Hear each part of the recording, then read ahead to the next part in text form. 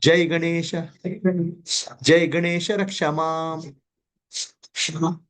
Pahima. Rakshama.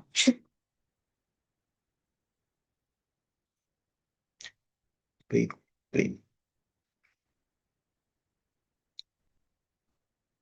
As I told you earlier, why we started the Ganesha Prarthana? Because Ganesha is Adidevata, the consciousness force responsible for nervous system. Okay. See, in today's world, many people, everybody has a mental disturbance. Everybody has disturbance some way or the other way. What do? You'll go and share with some friend or some relative, try to get some counseling. But if they are not mature enough, they'll get disturbed and you will get disturbed. Then you go to psychiatrist. Psychiatrist will try to solve the problem at the mental level. Okay.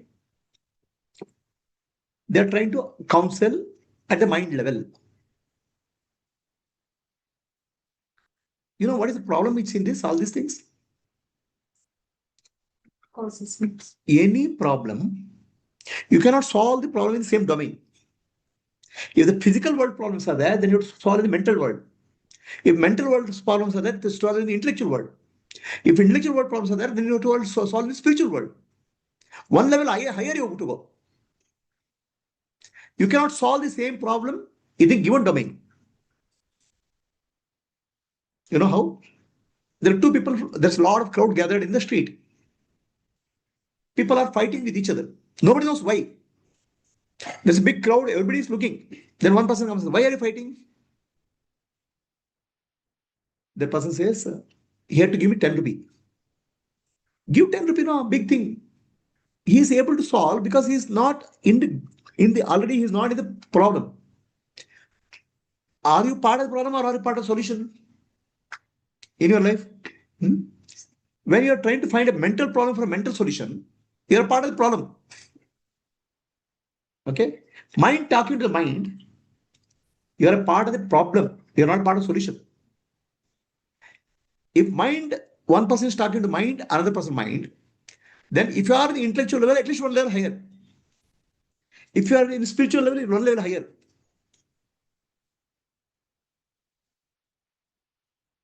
I have one student who became a counselor to help people. After becoming counselor, she started getting emotionally disturbed. The reason is he was handling clients are mostly women who are in the trouble. She started getting into trouble. You cannot handle the problem at the mental level. You have to go a level higher. Once she started coming to my class, spiritual understanding, she calmed down. What we are trying to do is solve our problem by talking at the same level or the mental level. It doesn't work. You have to go higher level. And then why I go to Ganesha? Because most of the problems which we face at disturbance cannot be solved at a mental level. Have you heard of the origin of Alcoholics Anonymous? Have you heard of it? You know what happened? There was an alcoholic, he was a rich man, very alcoholic, addicted. Then he goes to a psychiatrist. At the time, the top psychiatrist in America pays a lot of money. He's not able to get out of addiction. He's not able to get out of addiction. Okay. Then doctor tells him, if you continue this life way, you will not live more than 1 year. Your liver is already spoiling, getting spoiled. He asked psychiatrist, I paid so much of money. As a top psychiatrist in America, paid so much of money. Can you save me? Psychiatrist said, no, we have done best. All counseling, hours and hours of counseling we have done. Not working out. Okay. Then what is the solution? Nothing is in our hand. It's only in God's hand, they said, psychiatrist. Then this guy strikes to him. He comes home and does a prayer to God. Please save me from this addiction. And his addiction started coming down. And he survived for many more years. Then he said, the mental problem can be solved from a higher domain. The higher domain is God. If you try to solve the mental problem with the mental problem, you'll become tormented. One lady, after newly getting married, has a mother-in-law problem.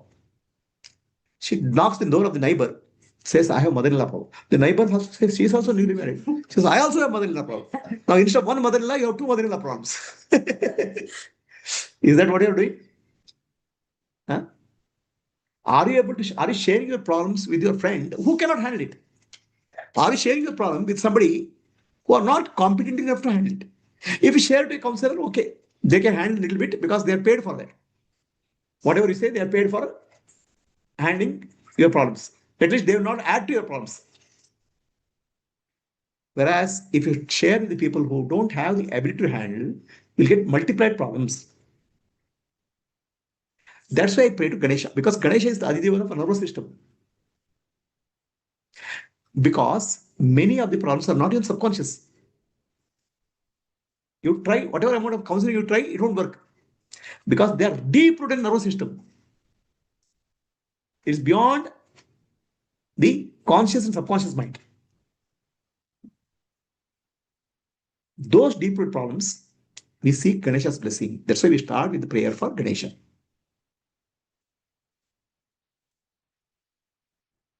Okay.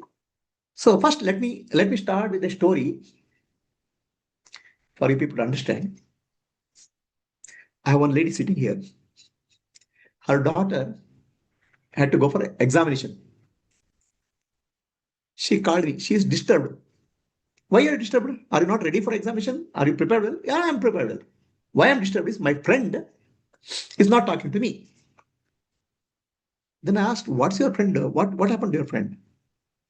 She said, her friend was depressed. Okay. For depression, she was taking treatment. And this girl is helping the depressed girl a lot because she's a friend. The girl is intelligent. The depressed girl is very intelligent.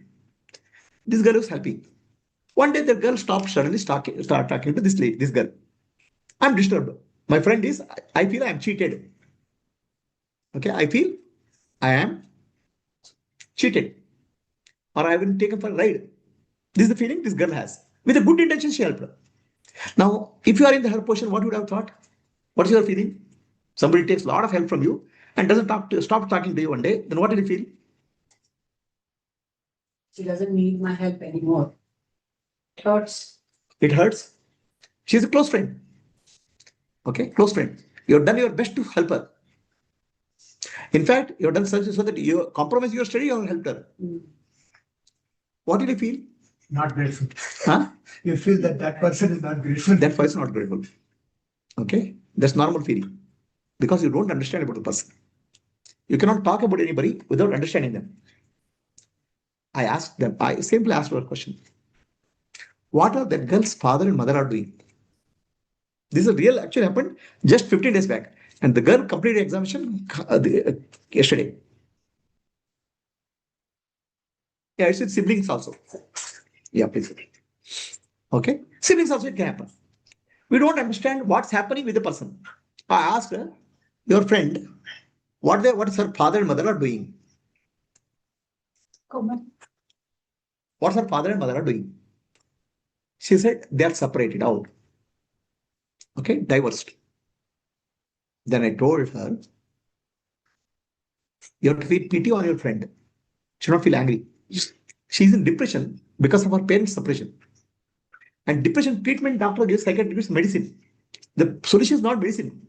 Solution is the father and mother are separated out. The the child is affected. The child is looking for a motherly figure. And you are a young girl. She treats you as mother in her mind. Our mind brain works like that. Okay. And when she comes to her house, she looks at her mother, the friend's mother, with eyes. She feels that missing mother in her. I told her, you have to feel pity on him, not anger. She has gone through depression. and treatment is given for medicine with medicine, really our problem is different. And neither psychiatrist nor parents are understanding the problem. This happened to me, my friend. Okay, that's why I know the situation. One of my friends, I was in classmates in 9th standard onwards. My friend lost his father in the 8th standard. Then he started becoming very close to me. Okay. And he was so close that he was treating me as a father, classmate, almost like that. It was very uncomfortable for me. And I didn't understand why he's doing like that. For everything, he will come like he'll ask father. No? Very uncomfortable. We were classmates for many years, 10, 12 years. It took me many years to realize that his father is trying to find a father. So we don't know why a person behaves, why they behave. Many times the situations are not at all at surface level, at the deeper level. Why you are what you are today, you think I am here because of this reason. I am what I am is just a program. What you think you are not. You have to understand who you are really.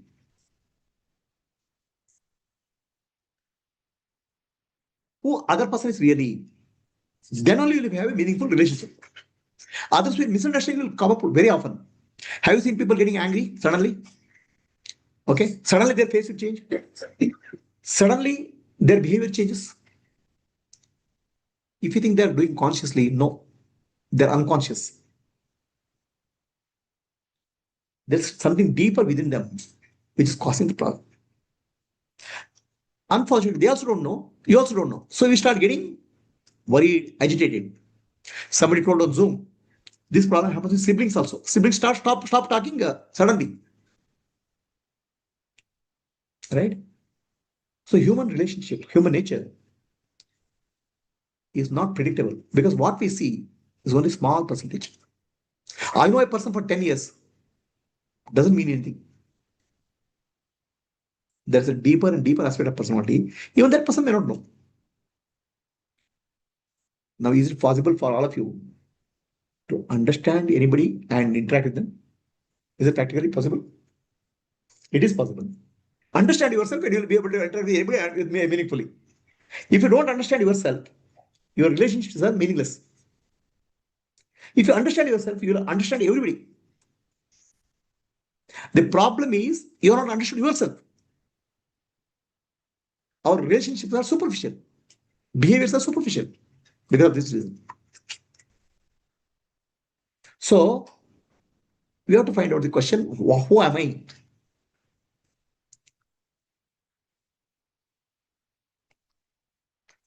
When person comes to a counselor or psychiatrist, they don't repair who am I. Okay, who am I? This is not repair. They are trying to repair around who am I. The root of the problem is who am I. If you don't understand and recognize who am I, all the solutions are superficial. Come, Kushika. Go inside because Tati kartu salkat. Anybody has a question on Zoom? So let us start today's question. Who am I? Now tell me. Don't tell me who I am. I'm not body. I'm not mind. I'm not intellect. Don't give me standard answers. Okay. Don't give me answers you have recorded. Who do you think you really are? Who are you really? Who are you really as per your understanding in life? Who gets angry? Who feels sad? Who is upset? Who is depressed? Who is worried? Please answer that question. Who? Are you able to find the answer? Mind. The mind is a word, no. Mind is just a word. Is there something called mind?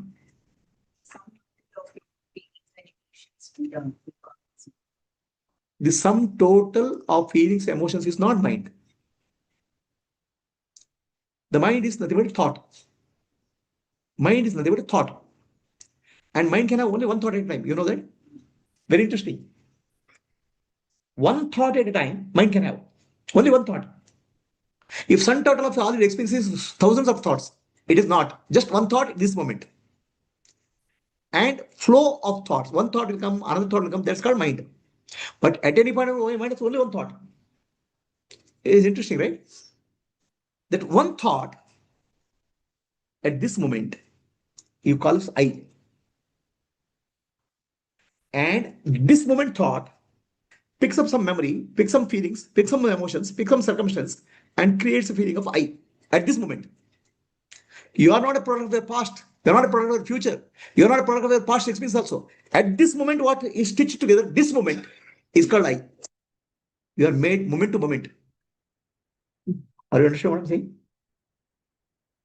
This moment I have a feeling in the body. This moment I have experience in the body. This moment this is a circumstance. This moment I can pick up some memory. Some memory. That makes you I. The memory is large, but one small bit of memory, you make your I moment to moment. There's no I which is permanent. Moment to moment, I is created. Because it's created moment to moment, we feel it's one continuous I. Your this moment I is not same as past moment I. At home, you are the wife, you are the husband, or you are the child. That I at that moment became a bit of motherly I, mother I, bit of mother's memory, bits and pieces stitched together, and that I is there. Now you came here. Now that mother I is gone. This I have come to Guru class. That I will come to teacher. Every moment I is different. There's no permanent I. Is this understandable to all? This awareness. No.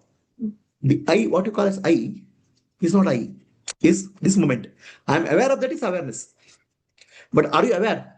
When you get angry, your I is getting angry. When you are getting sad, your I is getting sad. Without understanding that I which you are creating at that moment is temporary. It's not even the continuous I.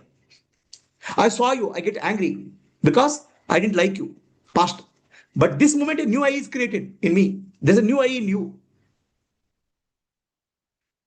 The I, what we call, is created moment to moment. The sense of I. Atma is okay, awareness, it's not created, it's always there. So Buddha gives a beautiful example for that. Light a lamp. Okay. And the lamp flamed.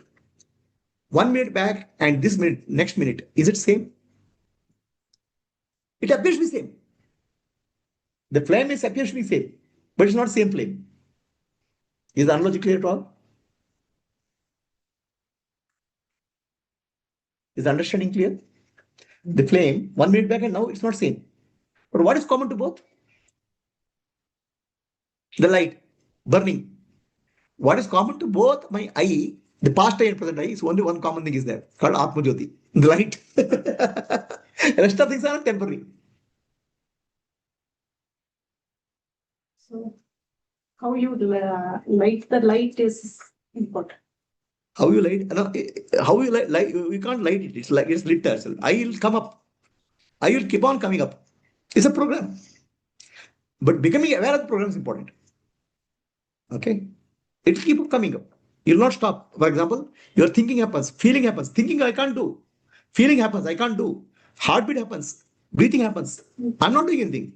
But I say I am doing it. That I is there. No, it's created after happening. Your I is not I. Your I is not you.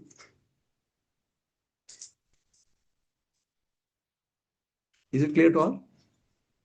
That's why I keep on saying, ನಾನು ನಾನೆಂಬುದು ನಾನಲ್ಲ ಈ ದೇಹ ಮನಬುದ್ಧಿ ನಾನಲ್ಲ ಸಚಿದಾನಂದಾತ್ಮ ಶಿವನಾನ್ನಾನೇ ಶಿವೋಹಂ ಶಿವೋಹಂ ಶಿವೋಹಂ.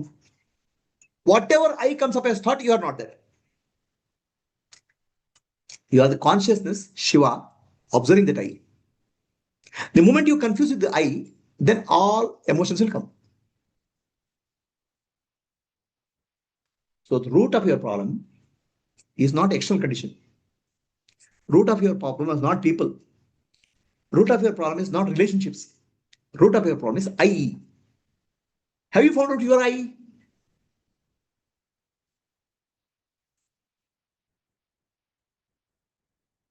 Let us find out I.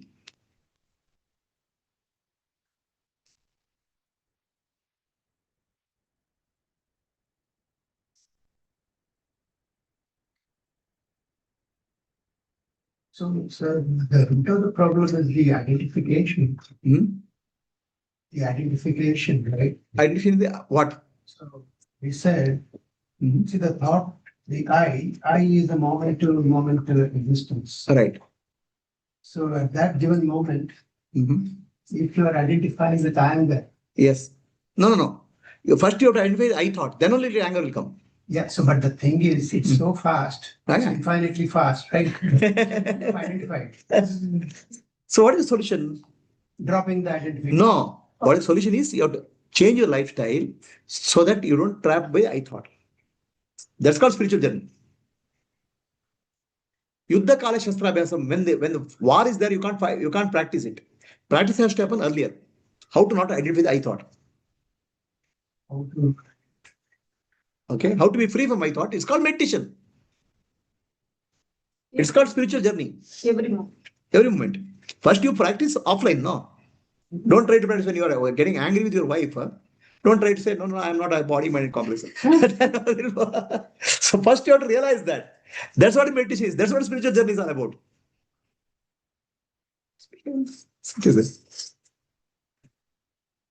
Okay. So this session, we are trying to address who am I, but I'm taking in a very different way. Okay, not in the way I take in Vedanta class.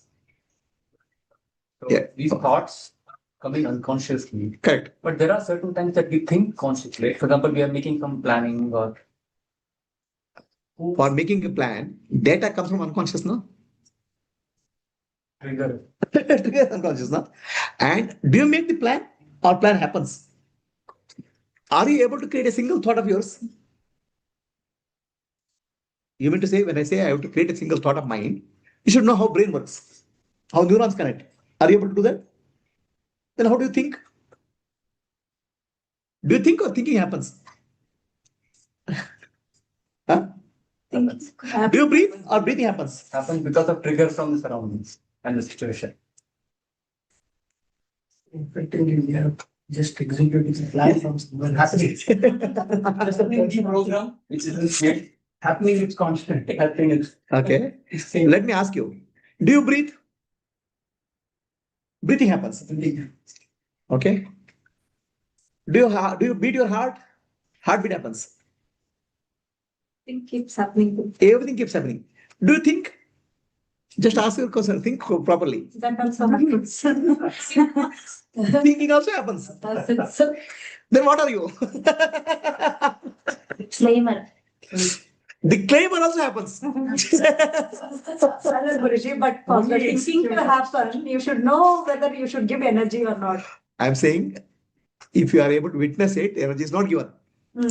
Otherwise, you are giving energy to thinking to happen. Okay, or only energy giver. You give the Atma is giving energy to thinking process, heartbeat, and all.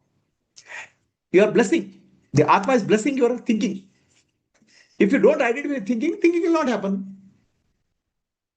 When everything is given energy only, the clashes happen. Yeah. How you give energy? How you give energy? Okay. What do you mean by give energy? Give attention.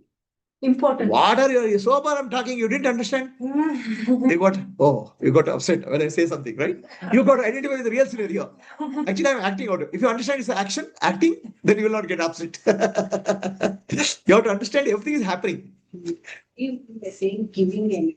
Giving energy means the more attention you give, it will become more and more. That is it. Yeah. It's kind of Giving- you're trying to amplify. The moment you give attention to something, it will grow. Okay, for example, I'm sitting for meditation. Okay, what attention will you give? I don't want thoughts. The moment you say I don't want thoughts, thoughts will keep coming. Because you're giving attention to I don't want thoughts. There's a meditation is not about thoughts. Meditation is about observing the breath. Attention has to go to breath, not to thoughts.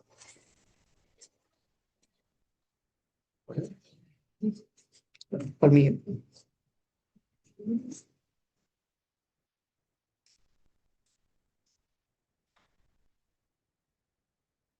So, This is also happening. this has happened.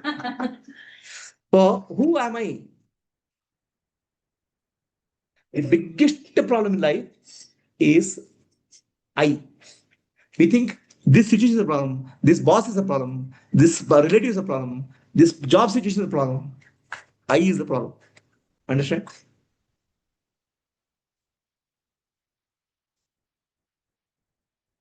You cannot solve the job situation. Job market is like that. You cannot solve family relationships because it's like that.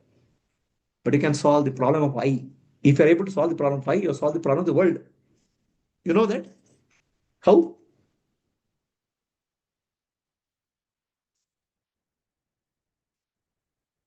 If you solve the problem of I, you solve the problem of the world. How?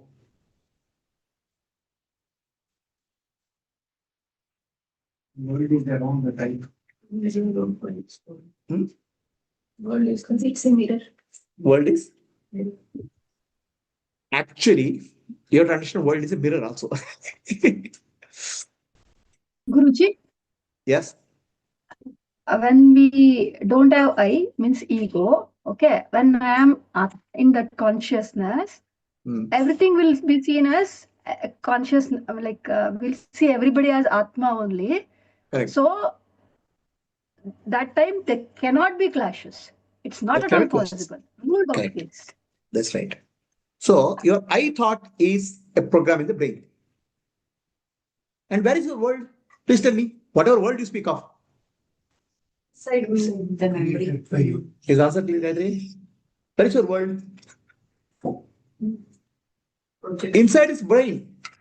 All are programs. And your world is full of problems. And root of the problem is I thought. Okay? If you understand I thought, these problems in your brain come down. Then life will be full of clarity and confusion, freedom from confusion. That's why Ramana Maharshi says only one question. Ask a question, who am I? That's all is the question. And please understand, I want to change the world, I want to conquer the world. All that you do is solve the problem of I. Then the problems in the brain will come down. Your world will change. Your world is your nervous system. Am I clear? Is it clear to people on Zoom? Anybody has a question?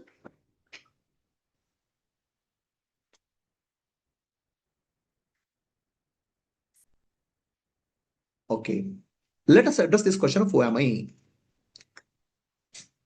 And why you have to address this question of who am I? Please understand this clearly. Why you have to address it?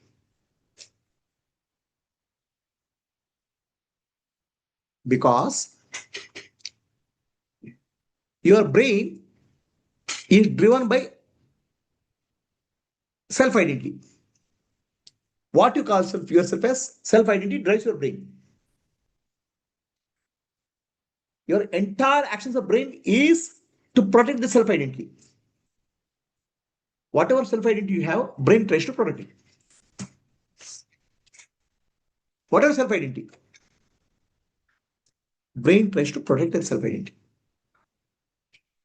All thoughts of brain are protecting self-identity. Are you clear? Okay, let me ask a question. Why do you get panicky? Why panic comes? Threat something. There's a threat for my identity. There is a threat for my identity. To protect that identity, brain is creating alarms, defense mechanism. So we think that panic is a problem. Panic is not a problem. Panic is not a problem. Root of the problem is your self-identity. Your self-identity is vulnerable. That vulnerability is being threatened by external circumstances. Why you are such a vulnerable self-identity? If some self-identity is not vulnerable, then situation don't matter. But if your self-identity is vulnerable means weak. It can be threatened by anything.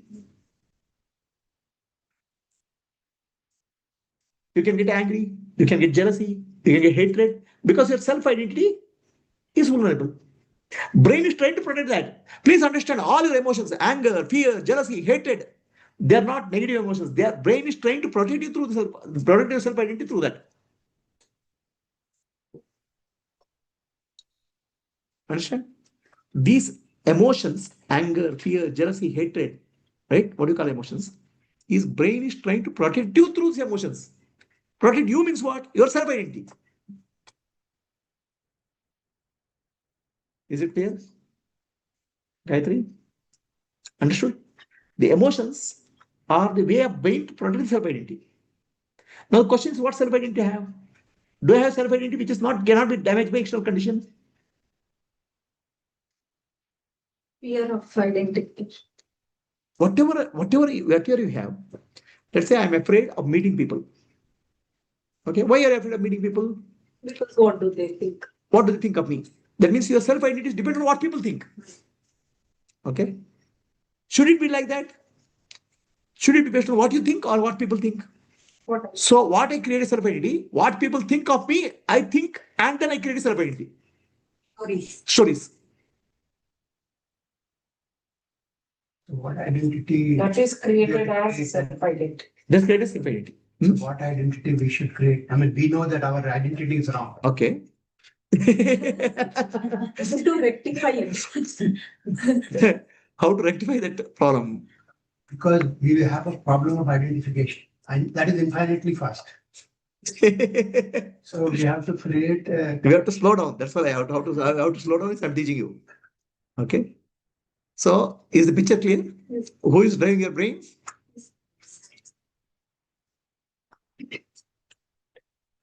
Individual. Your self identity is driving your brain.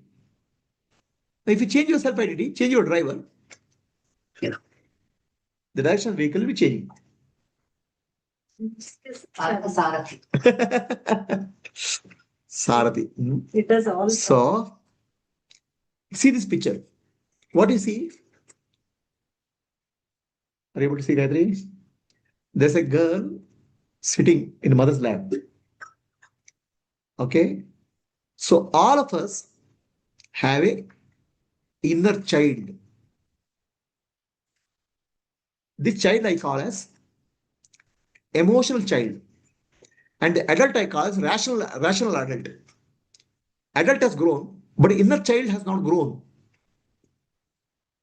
Each of you have inner child.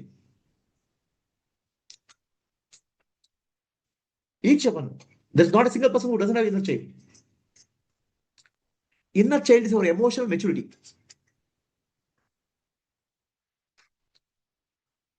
Okay. The inner child is responding to a good situation in your life. Do you understand that? Somebody has become an alcoholic. Somebody has stress. What has happened? His inner child is responding to situation, is not able to cope up with the present situation. How a child will cope up with the adult situation?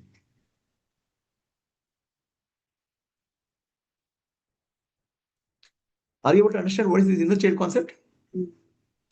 Tantrums. We have a emotional personality and we have an adult personality. Okay. So now the emotional personality, if it has grown and become one with the adult personality, then the person is emotionally mature. If it is not, there's a gap between the emotional child and adult child, rational child. So I'll give you an example. You're talking to somebody. Shilpa, are you able to understand what I'm saying? I'll tell you. I'll tell you a story. Basically, we have emotional development and rational development. Rational development happens with the education and as you grow. Emotional development can be stagnant.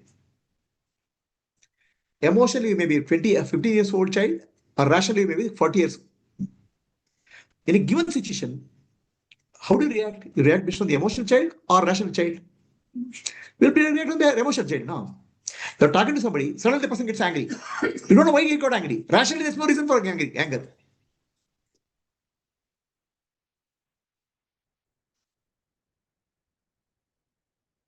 Do you get angry like this? Why I got angry? Then we start thinking. Why I got sad? We'll start thinking later. Why I'm unhappy? We'll start thinking later. They say emotional self and rational self. The gap is there. If emotional self and rational self are there, actions are smooth. Reactions. Emotional self and rational self becoming one is actually awakening, freedom. Now look at your own life. Answer this question. Do I get angry suddenly? Do I get upset suddenly? Do I get into road rage? Okay. Do I feel sad suddenly? What is the cause? We give external trigger as a responsibility, but internally something is happening within you. What is that? Can you note down? What is your emotional response to a given situation, which is not rational? Rational means what is right required for this moment. Emotion is not right required for this moment. Understand? Are you able to note down? You brought your book or not? Write down. No? Tell me. And ultimately, you have to become aware of your patterns. This is what I get angry suddenly. This I get emotional upset suddenly. Okay? In the same situation, somebody will not get upset.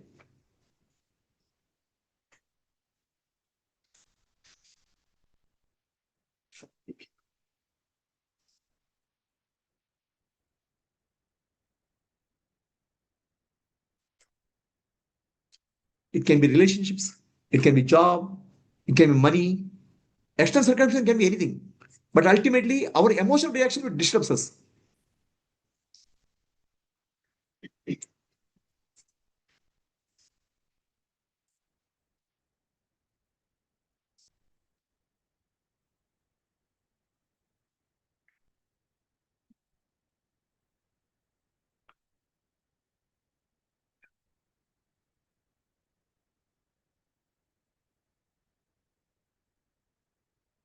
How many people have anger issues here? Percentage-wise, yes, sir. Yeah, he's making both hands rise for mother. He's making his mother like that. Thinking that my mother would have had a 10 hands.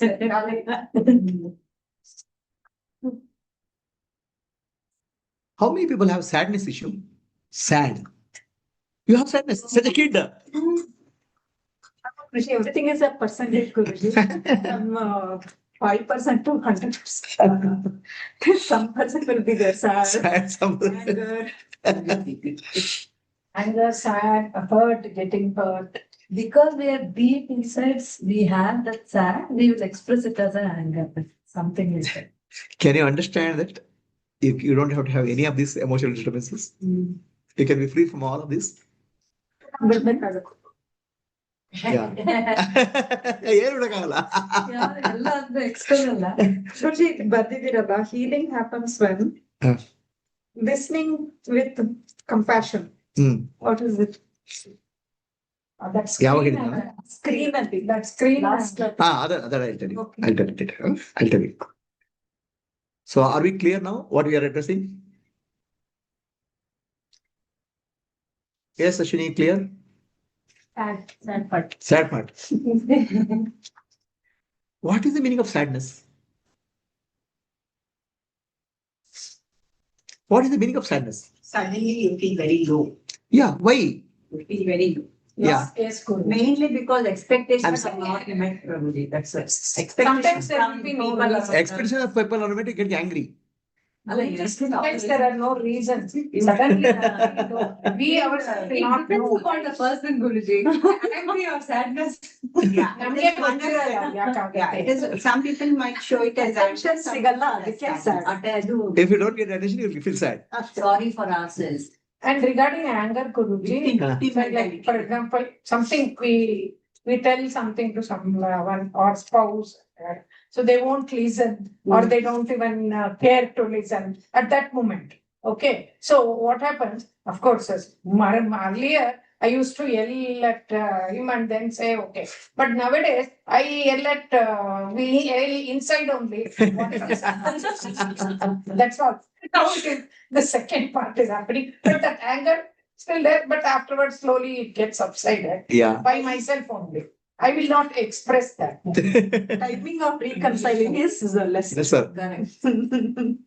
Correct. Okay. How is it possible, Prabhuji, not to have any emotion when you are a mother, daughter, wife, Yeah. employee, interacting with outside world? There are all sorts of people, all sorts of mentalities. Like she's saying, sometimes when you are telling something so important, also husband will be.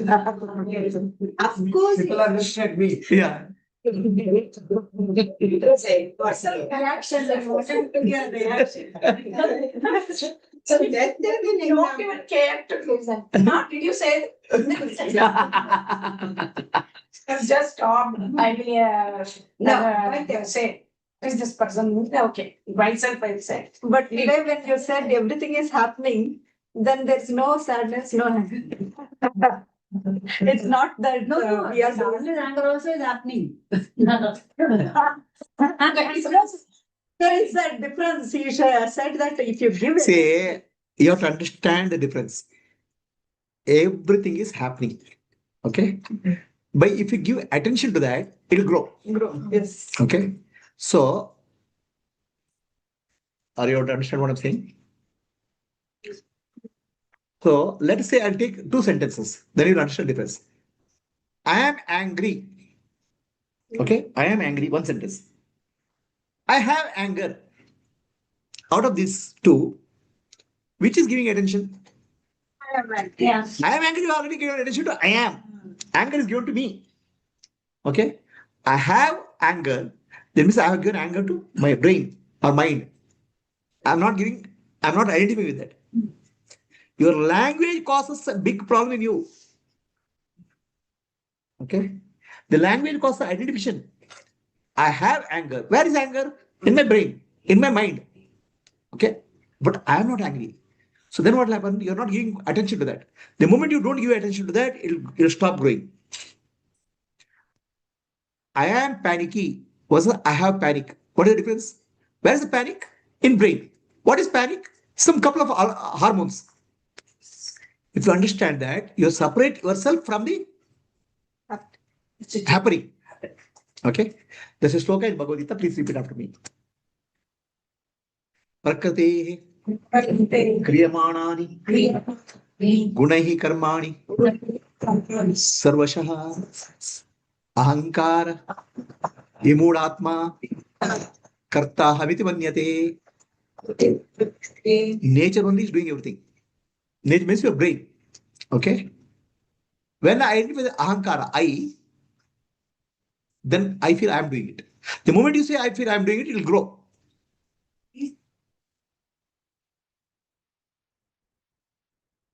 And Prakriti means three gunas, Sattva-guna, Rajoguna, Tamoguna. It's all nervous system. Sattva-guna, Rajoguna, Tamoguna. It's like a movie running. Movie hero and heroine is there. Okay? So you are enjoying the movie. Suddenly you start crying because heroine has left hero. You identify with the heroine. Nothing has happened to you. But you start crying. Why? This is identification. Similarly, anything happen in your life, you start identifying, then you are in trouble. It will grow. You cannot stop emotions from rising, but you can stop giving energy to the emotion. Is the difference clear? Yes. Emotions will rise from the external conditions. It is nature. But you can stop giving energy to the emotions by identifying. And then identification happens through language. Whatever words you use becomes your identification. I am angry. Gone. You're already trapped. I have anger. First step. Where is the anger? In my nervous system or mind. It's a chemical. Oh, then okay, you are already becoming free. The moment you say I am angry, you're already trapped.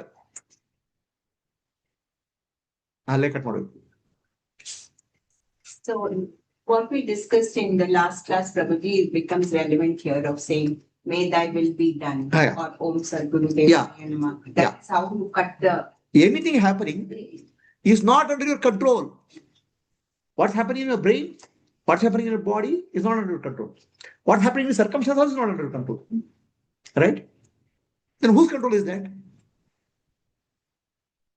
That's what we call God's will, thy will. So thy will I don't have control. But I have a control in acceptance.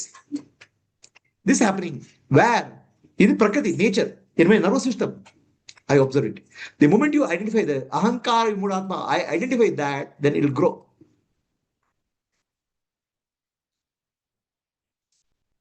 You should first change your language.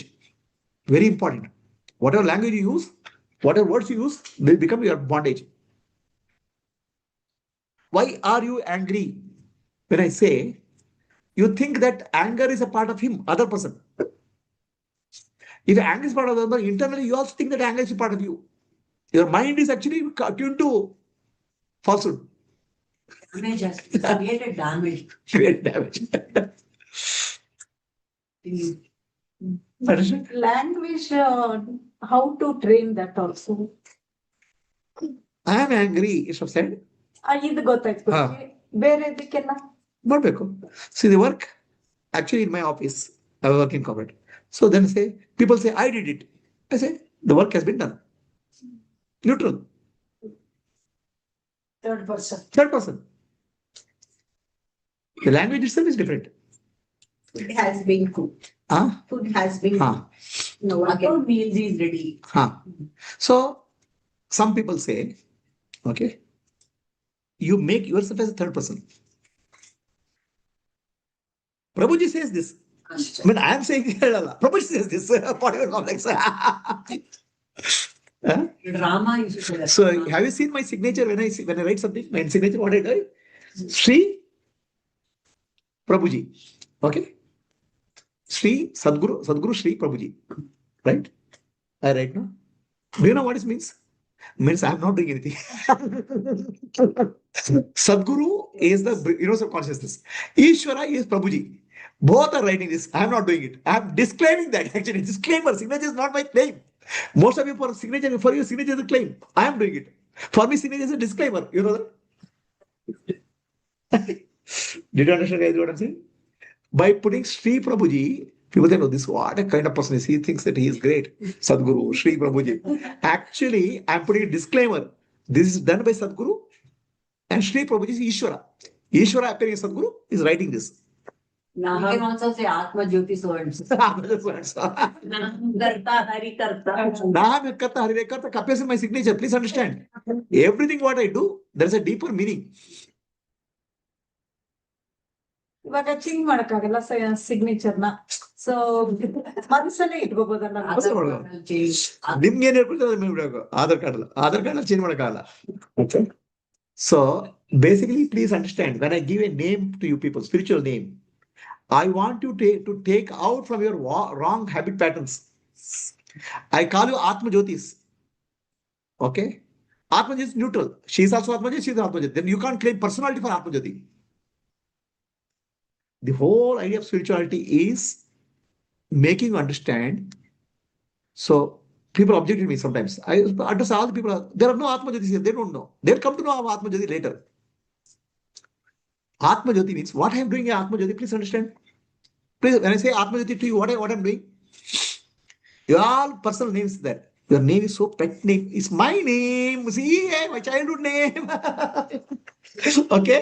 You are so much identified with the name. And that's your misery. That's your identity. Your name has become your identity. Okay? Do you know what all people do for name's sake? Yes. ನನ್ನ ಮರ್ಯಾದೆ ಹೋಗುತ್ತೆ, ನನ್ನ ಮಾನ ಹೋಗುತ್ತೆ. If you use my name.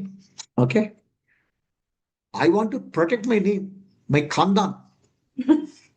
Big thing. Huh? Surname. Okay? So to protect my khandan, I need a child, a male child. What all people do, protecting name, you know. And when they donate a temple, a tube light, big temple. Varamappa, Davanappa, Shravanappa, our Mammaga, whole family name has to be there. So much of importance. Why the hell you have so much importance to your name? The stupid name. You want to hold on to that. That's why I give a spiritual name to all of you. whether you understood or not, the right from the day I have tried to remove your samskara related to the name, identity. Donation ಮಾಡ್ಬೇಕಾದ್ರೆ we can write any common name. So the more you stick to your name, the more mystery will be there. Actually, when Guru gives a name, it's a blessing. That's why somebody, some books, a monk, sannyasi, is given a Brahmananda, Chidananda, Atmananda. Your old name is a samskara gone. A new name is there for you. No, no, no, I want my old name. I want old samskara. Okay, live with old samskara. ಅದಕ್ಕೆ ಈಗ women ಗೆ they should change name the higher meaning ಗೊತ್ತಿದ್ರೆ ಅದು ಅಮ್ಮ ಅಪ್ಪನ ಮನೆ ಬಿಟ್ಬಿಡ್ಲಿ ಅಂದ್ಕೊಂಡು ಹೌದು. To align to the new family. To align to the new family. To remove the ego. Ego. If you look at many places, cities in India, right? Allahabad, Ahmedabad, okay, Hyderabad. You know what is Hyderabad's old name? Bhagyanagari. When invaders attack it, they change the name to their name so that you forget the culture, forget everything. Okay.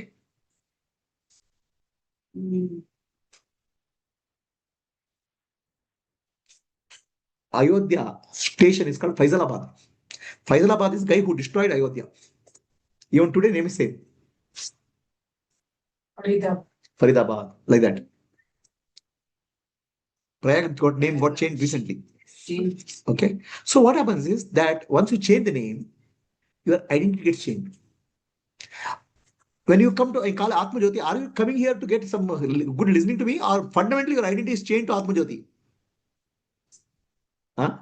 Listening to Right now only Shravana. Shravana.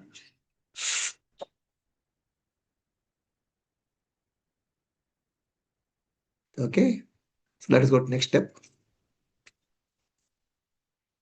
You ask me how I can not identify as a mother, as a wife, as a daughter-in-law, or as a worker, as a teacher. There are many situations where I can get emotionally involved. That's the question, right? No, you don't see this Telugu movies, NTR movies. NTR becomes Ramana, NTR becomes Rama. Okay, NTR becomes Karna also. But still, NTR is not affected. Why? It's like the role. It's a role. Your mother is a role. Your wife is a role. Your child is a role. If you understand it's a role, you will not be affected. Role you are making serious. That's your problem. That's why it becomes emotion involved. So because it's a habit from a long time. Yes. So you want to break it. Yes. A situation comes up, then emotion comes up. Then the breaking formula is already given to you. Why that will be done? Breaking formula is already given to you. When you came here, I gave you a name Atma Jyoti to you. The moment you became Atma Jyoti, you have none of these names, none of these identities. Already breaking has started. But you didn't understand the significance of that. See, the moment I gave a spiritual name, your worldly samskara starts breaking. That's why giving a spiritual name by Guru is the highest diksha.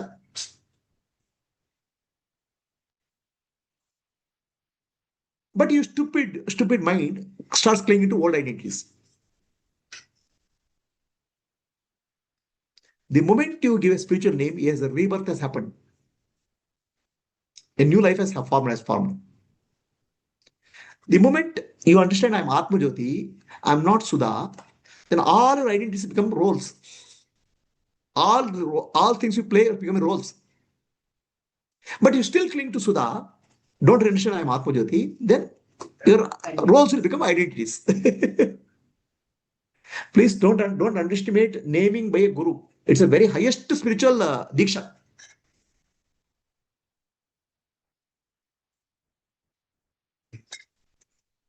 Okay, and they're naming also competition. Spiritual, some guru gives a name to Brahmananji, Paramananji, Atmaji. Now the question is, Atmananda is better than Brahmananda or Brahmananda? Who is great? The comparison starts. That's why that happened in Guru, ashrams. Oh, Brahmananda is senior to Atmananda. Atmananda is Muktananda. Okay. So that's why I understood all this ashram business. I said, everybody's Atma Jyoti. You can't compare yourself. You're all Atma Jyotis. Paramananda. Huh? Paramananda. Paramatma is greater than Brahmananda. Okay. Human mind wants to comparison, no? Wants to hold on to something. Do you think that Prabhuji, when he gives small name called Atma, has so much of depth is gone? It's a spiritual ocean. What I give. Every word I speak is an ocean.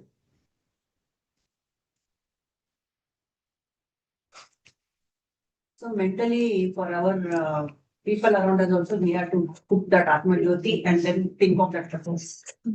No, Prabhuji? That will help. So in a nutshell, from our identity to Atmajyoti Ah. is only by changing attention to thought to witnessing the thought. Yes. If you give attention to thought, your old name will come. If you give to witness the thought, you are Atma Jyoti.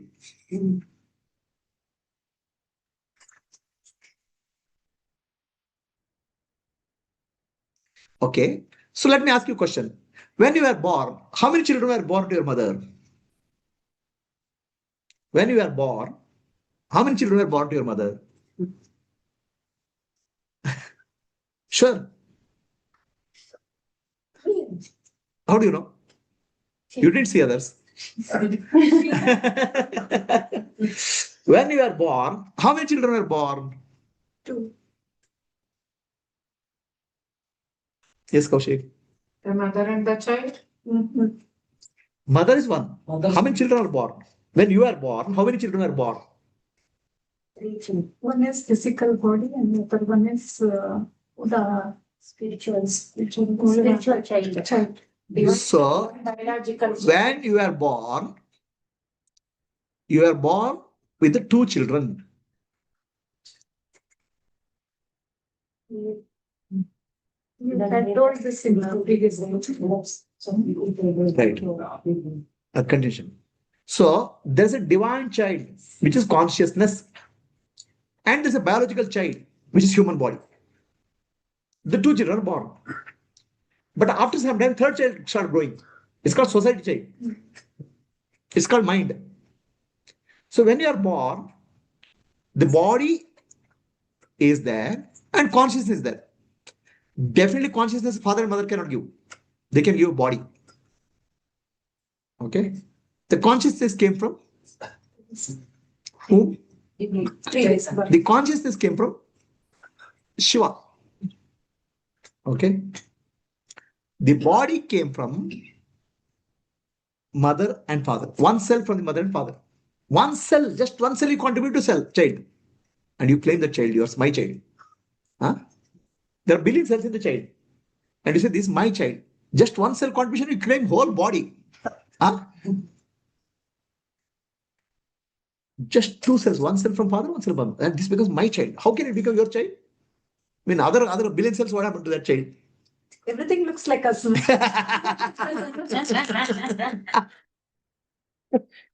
So, you just gave 2 cells. And the 2 became 4, 4 became 8, 8 became one body. And eyes were fixed here, ears were fixed here. You didn't do it. But still you claim it's my child. If little by when if you are done, eyes will fix here, ears will fix here, nose will fix here. Manufacturing will be better. Please come. So, yes, Prita, one question for you. When you are born, how many children are born to your parents? Huh.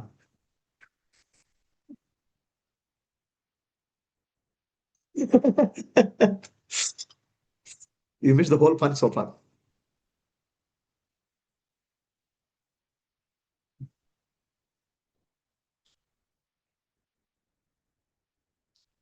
When you are born to your parents, how many children are born? And you have 2 children, right? It's your children only?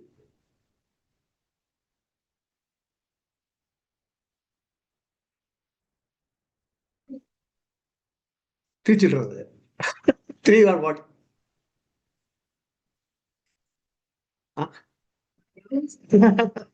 So when you are born, when the child is born, In fact, there is a biological child. Okay, what we call as your body.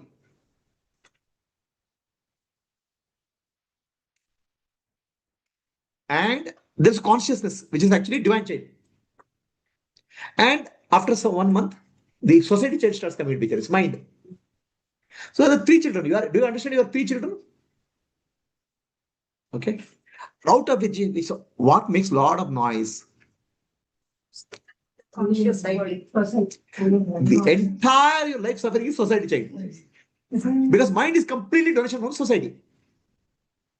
If you are suffering, it's a society which is suffering. You carry the burden of the society. The one who carries the burden is called, what's the name called? One who carries the burden? The latest movie. Durandhar. Dhar means carries. Durandhar means he carries a burden. Burden of the carry your burden of the society you are carrying in your head. That's why you are suffering. Durandhar means one who carries the burden. All your suffering is you are carrying the suffering of the society in your head, and you are trying to live constantly thinking, I'll find an answer for this. I'll find an answer. You'll never be able to find an answer because society questions don't have answer. Your mind is constantly making you go in circles. I'll find an answer. I'll find an answer. What answer you'll find? Because questions are not yours. It's not your questions at all. It is a society question. It's a society life you are living in your head. Coming out of that is called spiritually. A person becomes a monk. Because what does it make a monk? He says he shaves his head. That means all my society samskara, I'm removing it. Hair represents samskaras, thoughts, so much of programs is there. I'll remove it. Then I'll wear white cloth, saffron cloth, jnana. Then I'll live a life which is free from society. That's meaning of sannyasi. Jnana, brahma. Okay, it's also related to that, but I'll cool bit really. Okay, shika. The shika is representing jnana. Okay. So, people shaving the head in Tirupati also means that I want to drop all the thought process put into my head. Are you ready to do that? And where is the root of the thought? Please tell me. What is the root of thought? Your name. Your name is the root. Identity. That becomes the root of the identity. Whatever counseling you do, until you remove the root called I thought, name thought, that counseling is superficial. But counselor cannot give a new name. And when people give new name to Shisha, Shisha also doesn't accept the new name. Because they're very fond of their old name. Fond of samskaras. Name. But root of your identity is name.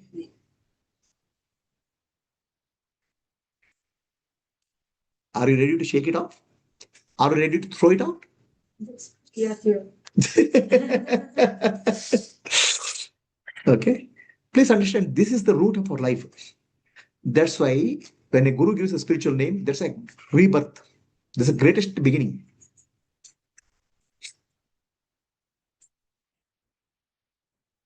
And also, Namakarana ceremony happens. What is Namakarana ceremony? You're giving a name to the child. After 14 days or 12 days, or what do you do now? When the child is born, a new name is given. So Guru gives a new name to you and the spiritual birth has happened.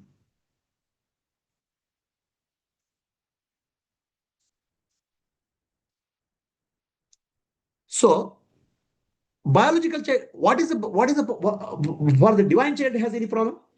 No problem. It's peaceful. That's why all children are peaceful and blissful. They may cry. Why they cry? Hunger and thirst. It's a biological child. The spiritual child consciousness has no problem. The children are divine called because of that reason only. And you know one thing?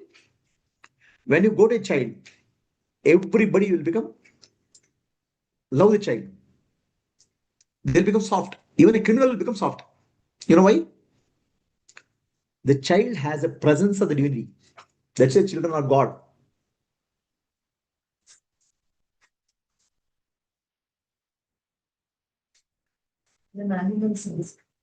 Animals also love, right? Animals, people like take care of animals, dogs, and these things because they are love only, pure love only. Their mind is not grown. Your misery is your mind, and entire mind is given by society. Hunters, what are they? Yeah, because they have mind, no? Their mind is given by society, no? The society child is a real problem for you. And all your life you are only crying for society child, which is not you. The real child is divine child.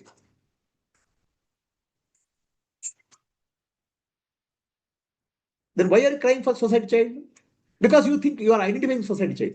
You are identifying with your society identity. You are identifying, I am the society child. Don't you understand? This is a program in your head, a program in your nervous system. It's nothing to do with you.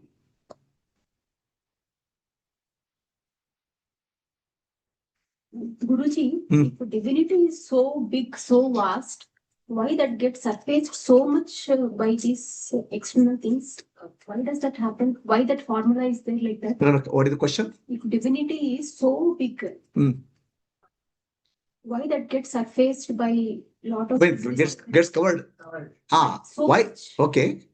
If the divinity is so infinite, why it gets covered by these impressions? Okay. A cloud, one single cloud will cover the sun. Has anything happened to sun? Huh? Sun is infinite, but some cloud will cover the sun. Anything has happened to sun? Only appearance of sun is affected. One who sees, but sun is not affected. So the divinity is infinite. The mind appears to be covering it, but nothing has happened to divinity. But since children are born in that cloud environment, they are already affected. They are affected, but they are not affected in the beginning 1 month. After naming starts, the naming is the beginning of the identity. Identity is the system. Okay. Now another answer for your question, Shilpa. Just close your eyes with the 2 fingers. The entire world disappears. The eyes can see the entire world. Okay. Two eyes can stop the seeing from the world. Nothing has happened to the eyes. Nothing has happened to the world. But there's a blockage. Fingers are so small. Similarly, divinity is get covered by small thing called ego. But nothing has happened to divinity. Is the answer clear? So the child is divine. The child has no concept of inside outside. Child is Advaita, non-duality. The question here was,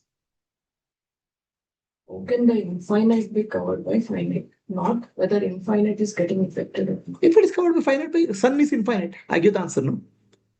How can it? Example. A cloud can cover the sun, no? I mean, did I answer your question? Is our question, what she is saying is, how can it be? The example same explains. I mean, did you understand? Did you get the clarity for your answer? So she says, I gave the example of sun getting covered with a cloud. Cloud is nothing but one bucket of water. Right? Water is there in Prakriti, nature. The mind is there in nature. Why it can't cover Atma? Prakriti is three gunas, Sattva guna, Rajoguna, Tamoguna, which creates a cloud called mind. It will cover the Atma. Being given the power to cover the infinite. Infinite is not bothered. It will We are not talking about foundation at all. So Let's it's get into that. yeah, it is, but the consciousness enables it. It can happen, and infinite can be covered because infinite itself has given the power to the finite. Yes, it is given. If infinite cannot give the power to finite, how can finite be able to cover? It's what means. Correct. That's what you shared yesterday, no? That beautiful video of Krishna Radha. Radha and Krishna. Yeah. The question was Radha was asking, Why do you need me? why do you need me? Okay. Purna. That I have answered in many ways earlier also. Why infinite creates become finite? When infinite becomes finite, then infinite can be appreciated. Infinite cannot appreciate anything. Okay. Infinite, it's very lonely there. It's alone there. Nobody to appreciate. Like Infinite cannot understand itself. Infinite to understand finite, it has to take the form of you, Jiva. Shiva has to become Jiva to appreciate Shiva. Shakti has to come. Shiva has become Shakti only, no? Shiva only Shakti, no? Ah, Okay. Shall I go next? yes. So out of these three children, the divine child has no problem at all.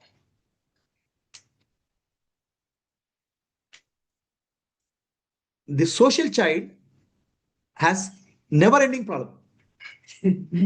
Huh? And how many solutions you have found, try to find for the social child? Tell me. And how many, when you ask a question, I'll ask, reduce your thinking. Because all questions are coming from society child. And society will never get answer. The only answer for you is find out you are a divine child. Otherwise, you keep on asking question after question after question. Every question will lead to another question. And this is called Rakta Bijasura. There's no end to the thoughts. Because they're not yours. They're programs running in your head. You think that you understood something, but you never understood anything. If you understand anything, you have to become silent. Then you understand yourself. Silence, all the answers come from within. Yeah. From society, no answers will come. That's why if you ask Ramana, he'll ask only one question: who are you? He'll not give all the answers. Any answers. I try to give answers to the expert, I try to satisfy you people. And I have realized that no matter amount of answer I give, you will not be satisfied. It's a very hungry ghost. Keep on asking questions which has no meaning. It's going in circles. That's why one day I'll also become like Ramana Maharshi. Who are you? Hopefully. But my society doesn't allow that. So, here, you are constantly crying. Please tell me who is not crying here. One cry or another. This didn't happen, that didn't happen, this has not come, that has not come. Okay? This society child is hurt. You are not hurt. Atma is not hurt. Why? Your brain is full of programs. Parental program, childhood programs, and society programs. Do you realize that all your life you are running only programs? You are nothing but a biological computer running programs.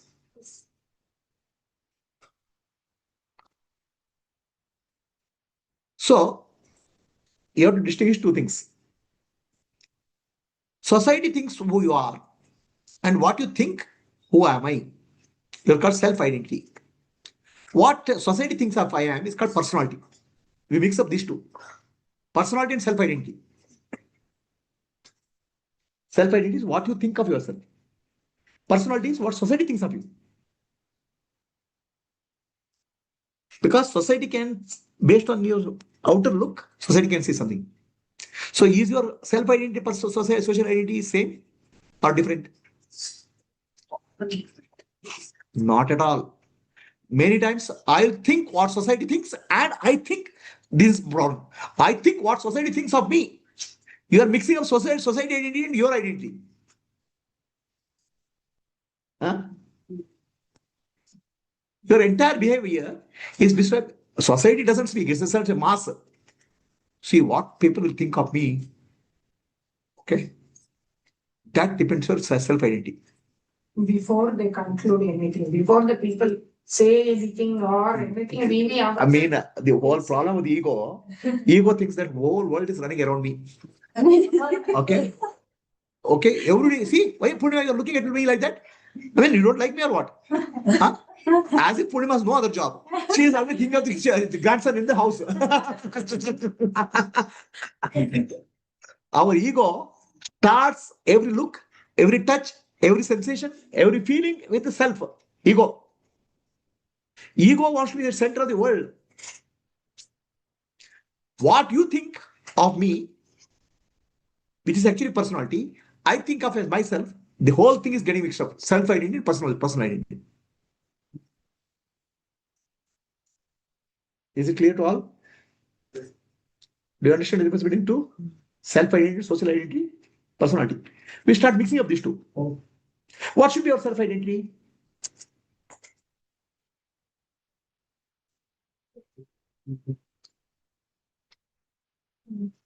I'm Brahman, I'm awareness, I'm Sakshi, I'm divine child should be our self-identity. But when you start mixing with social identity, you are completely mixed up. I can be still Brahman and interact with society meaningfully. The spirituality is teaching your self-identity. Social identity, goli mardo. You think that everybody in the world is thinking about you. Nobody in the world is thinking of you. In fact, nobody is bothered about anybody. They're bothered, their problems are themselves big problems because they're carrying one world in their head. She is sitting here. Okay? In her head, there's one world going on. In each person, your head, one world is going on. Already her head, only house is going on. Okay? Rent is going on. And she's laughing at me. You, how can you laugh at me? Huh? I mean, I think my ego thinks she's laughing at me. My ego wants attention. So please understand, nobody has time for anybody in the world. But ego thinks everybody is giving time to me. Huh? What kind of self-identity do you have? Please tell me. So vulnerable. At least society gives identity, you can understand. Some identity will give. But self-identity is your choice. Why are you having some stupid self-identity? Program.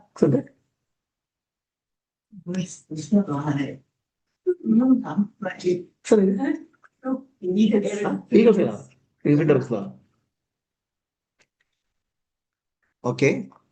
So now, what affects our early programming? Do you know? From 3 months, 6 months in the womb of the mother to 9 years or 12 years of the child, our basic brain develops. It's called emotional part of the brain. Okay. That is the emotional child. Rational child develops later. Okay. Eagle. Today Vishnu Vahana has come, eagle. Yesterday Rama Vahana came, Hanuman. Okay. The entire your emotional personality develops in the first few years of your life. Child in the mother's womb to first 9 months. This becomes your core. This I call as emotional child. Then rational development starts happening. But before rational development happening, all the programming has gone into your head. What are the programs going to go on in your head? First thing is child sees the mother, father.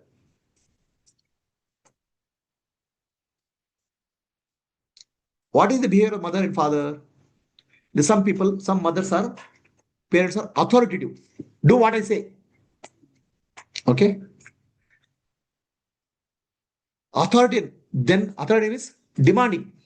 Why you didn't do this? Okay. Permissive. Okay. Chalo, beta, kar do. Whatever you want to do. Uninvolved. Whatever you want to do. Actually, what happened is in Gurukula, one of the child, they have a report. A report, child showed to the father. I said, okay. The child got very angry. He came and complained to the Gurukula teachers. My father, I showed a report to my father, but my father was more interested in phone than my report. Father was making more than phone. He was just okay, report is okay. This happened in our Gurukula. So, just look at your life. What type of parents you had? Very authoritative, very demanding, or permissive, or careless. What type of parents you had? Authoritative only, very, our generation authoritative, very demanding, very authoritative, very responsive. And what they are is fine. Now, that reflects in you. Actually, you are a miniature replica of your parents. So you also become that. The parental characteristics represent in you. Reflect in you. It's a society program. First society program. Is it? How much of parents are in you? because we are a product of our upbringing. We have learned also. We have learned you can leave something, but largely what we think is good, we bring into our life from the upbringing of parents. Bad also will bring. Bad, Emotions also bring. to some extent, we are able to. Not bad. Their emotions also bring. Your emotional response is also a copy of that. Yes. You are nothing but a first program in your mind running is your parents.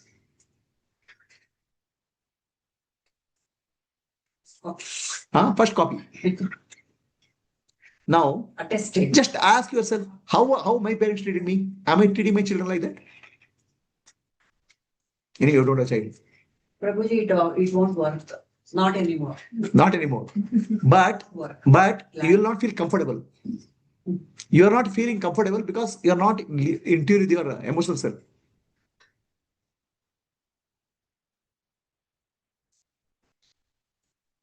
How was your parents parenting and how it has affected you now? How it's affecting your children? How is it affecting your relationships? You know, in office, somebody will be authoritative. This is how it should be. Somebody will be permissive. They didn't learn here now. They learned in their childhood. Prabhuji, but there is another possibility. I don't want to be like that. ಆ ಥರನೂ ಬೆಳೆಸ್ಕೊಂಡು ಬರ್ತೀವಿ. I don't want to be like that. Possible. But what happens is the behavior may not be, but the emotional states you copy. Their internal states, anger, fear, emotions they display, the child copies. Matter is different, the quality is. The quality is something which you copy. Because all children have something called mirror neurons here. The nature has created mirror neurons to plug into the nervous system of the parents. Your emotional self is same. Your behavior may not be different. May be different.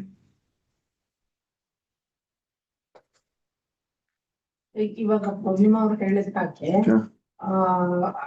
V don't want We don't want.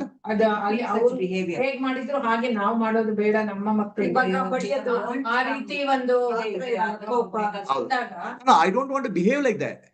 But look at your emotional states. ಅಂದ್ರೆ ಒಳಗೇನೆ ನಾವು compare ಮಾಡ್ಕೊತಾ ಇರ್ತೀವಿ ಒಳಗಡೆ ಆಗ್ತದೆ compare ಮಾಡ್ತಾರೆ ಒಳಗೆ ಆಗಿತ್ತು ಅದು ಆಗ್ತಾ ಇರುತ್ತೆ. ಹೊರಗಡೆ ನಾವು ತೋರಿಸ್ತಾ ಇದ್ರು ಆಗ್ತಾ See, I'll tell you, your biological body is biological body given by parents. Your emotional state, many of them are given by parents. Your behavior, many of them given by parents. Am I making sense? Yes. No. she said this and emotion triggers into external behavior. So if she is supposing her parents have hit her, if she is not hitting her children, that emotion is not there to hit. It's not triggered. No. That emotion is not triggered in that action. The emotion states of anger, fear, in different Then circumstances. how does it, supposing her parent was angry, she has hit her. And then she has to be, if she got that anger, she has to hit her child. No, she's not hitting. No, the anger she'll show on husband. Anger she'll show on the maid. Somebody she'll show.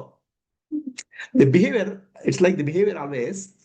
If I can't show it on you, I'll show it to somebody. The question is, I'm trying to say how universe operates. Now, is that how much applicable to your life you have to see? It's like energy has to be released. Huh? It will be It'll released. get released. You'll find an outlet. Okay. Okay. Now let me ask you, what type of personality you are? Very demanding? Are you perfectionist? Okay. What kind of parents you had? Perfectionist. Demanding. That's the basic character. But what I'm saying is it can be rewritten. I'm saying if you become aware, then you can read it. The problem is we don't become aware. We are unconsciously copying. Unconsciously, we are copying our behavior. Then we can. The answer is correct. You can change it. But provided you become aware of that. Aware of emotionally and behaviorally. Are we? For example, something would have happened negatively from the parent side. And then once the person has the child and then that will be in the subconscious play, and then we will be so listen wrongly that we don't want that kind of things to happen to the child, and we don't want to behave in that way. Yeah, you may try to behave in certain different way, Huh. but what you have done, just check up. Have you copied your emotion states from your parent? And that's what I wanted to know. No, I'm saying. It's just copy. No, I'm saying. But we are. I'm saying, ask yourself. Look at your parents. Have you behaved? What amount of behavior you have copied, and what amount of emotions you have copied? Unconsciously. Okay. Consciously, we may do not do something. Oh. Okay. In our parents' Ramana, they'll hit you. Then today, Jamana, if you hit, you'll go to police complaint also. Yes. You may not do it. Yes. But basically, what I'm saying, first thing child learns is emotional states and behavioral states from the parents. Okay. It's very infectious. Infectious disease. How to change it? Become aware of that. Kids say something has gone from us to the kids. Yeah, it'll go. Change them. It'll go also. That's why we cannot change anybody. We have to change ourselves. We have to become more aware of ourselves, then the whole world will change. First, you are not aware of your behavior pattern. How to change it? ಬೇಕಾದ್ರೆ ಹೇಗಿರುತ್ತೆ ಅಂದ್ರೆ ಅಯ್ಯೋ ನಮ್ಗೆ ಈ ತರ ಆಯ್ತು ನಮ್ಮ ಮಕ್ಳಿಗೆ ಈ ತರ ಆಗ್ಬಾರ್ದು ಅನ್ನೋ ಒಂದು ಮೈಂಡ್ ಸೆಟ್ ಕರೆಕ್ಷನ್ ಮಾಡ್ಕೊಂಡಿರ್ತೀವಿ. Some amount. Okay. But if we have not addressed it, it can be suppressed also. Yeah, It yeah. might be exhibits, the characteristics, behavioral changes will be there, but suppression may also. Suppression will not happen. If your parents are hitting the child, you cannot hit your child because child will hit back. But you will hit the husband. Somewhere you will have to hit. That is also what was called suppression. No, you'll hit somebody. Basically, you need a soft target. You need somebody soft target. That's all it means. Somewhere you'll get expressed in different way, In the house help. unconsciously. For maid also. But nowadays maid, if this thing, she will go. It's better to hit the husband, Prabhu. Okay. So now, In 2 days, he'll come back if the maid gives. he has no choice. So what are the behaviors? What is your current behavior? What is your current behavior? How is it related to your childhood? Isolation. I want to be separate. I want to get approval from somebody. I have low self-esteem. I have fear of abandonment. I am a victim. I have fear of authority. So these are some of the characteristics which are developed based on the parenting. What's isolation? Nobody. Isolation when you go as an adult. You have become an adult now. But still you feel like you are isolated. Why? In house, parent, father and mother are not talking to each other. The child is not cared. Then what will happen to the child? There's an isolation mentality. And when he grows up also, he will not be able to fit in society. If he has not gelled with the father and mother, how will he gel with the society?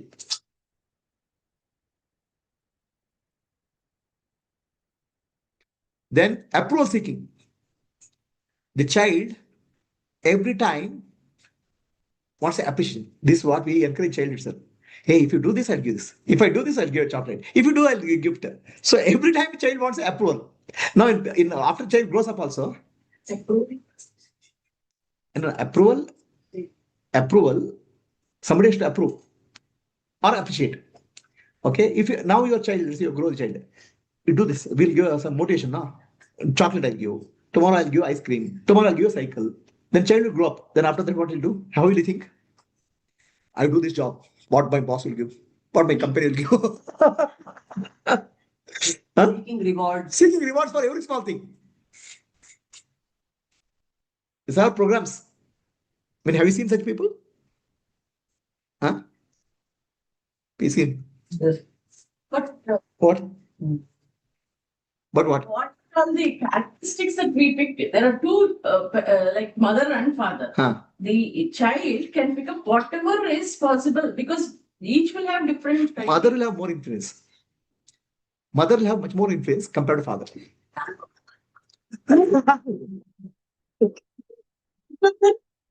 Because she spends more time with the child. Yes. So the mother has to be I mean, yes, like, we have to be a good mother.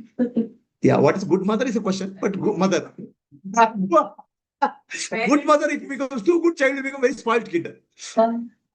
That's what now you said that rewards, but that motivation, how to give the motivation? First, you realize yourself, who are you? Then you'll understand how to motivate. Right? That's why I'm saying bring a concept of enlightened parenthood. Okay? Enlightened parenthood is very important. A parenting class needed. Okay? Before marriage, I used to conduct a spiritual marriage class. I had done that for some people. Spiritual marriage class. Okay? Now I have to do, all of them are becoming child. Sometimes people are becoming grandchildren also. They may have grandchildren also. Parenting is a big thing. Okay? It's not a small thing. Enlightened parenting is a great thing. Our rishis were born because they came in enlightened parenting environment. Then lower self-esteem. Lower self-esteem is, what is lower self-esteem? Thinking low of I ourselves. can't do this. Inferiority complex. Why? I'm no good. Why? Oh, it was more than No, that's later. I'm saying early part of life, what happened to you? compare. Whatever you do, your mother and father will compare somebody. What happened to the next guy child? Okay, what is he doing? Okay, he got 98 marks, you got 98 only. You've done nothing. Okay, okay. Two children are there, elder son and the younger son. Elder son, see, he's getting 98 and you are getting 95. Okay, low self-esteem. Constantly you are told you are lesser than the other person. Please understand, these are all, we cannot do any change about what happened. But with the understanding, we can come out of that. With awareness, we can come out of that. Depending on where you are. If you have low self-esteem, please understand it's not because of today's circumstance. It happened program earlier. That program, you don't have to leave the program. You can leave the program. Fixing for parents once will build good generations in future forever. If you fix the parents, you'll build a new generation. Yes. But already you have two children. So you can do only for grandchildren. See, in life, always lessons are learned in hindsight. Okay, fear of abandonment. You know what is this? Fear of abandonment. Okay, I'm not speaking of childhood. I'm speaking of adulthood. What will happen if mother is not taking care of the child? Now what has happened? Nowadays, mothers will go for work. 6 months or 8 months, they'll start going work. The child is given to a nanny. The child feels abandoned by the mother.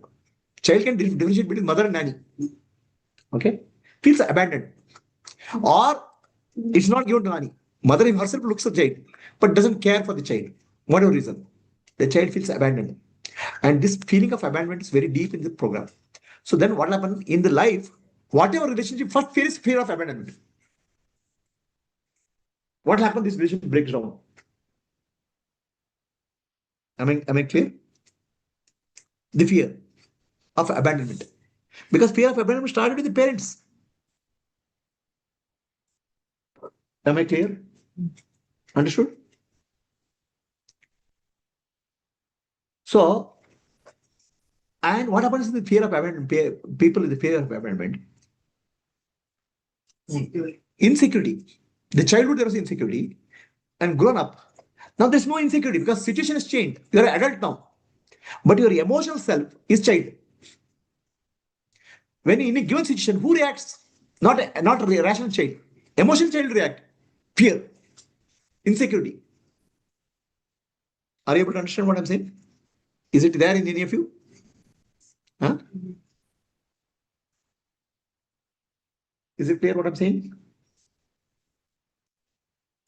So when somebody reacts, the adult may be looking 30 or 40 or 50-year-old, but reaction is coming from the child, which is 9 months child or 9-year-old child.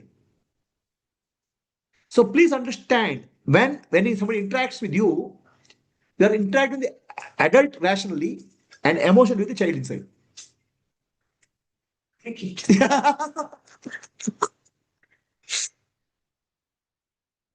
Am I saying what I'm saying is meaningful?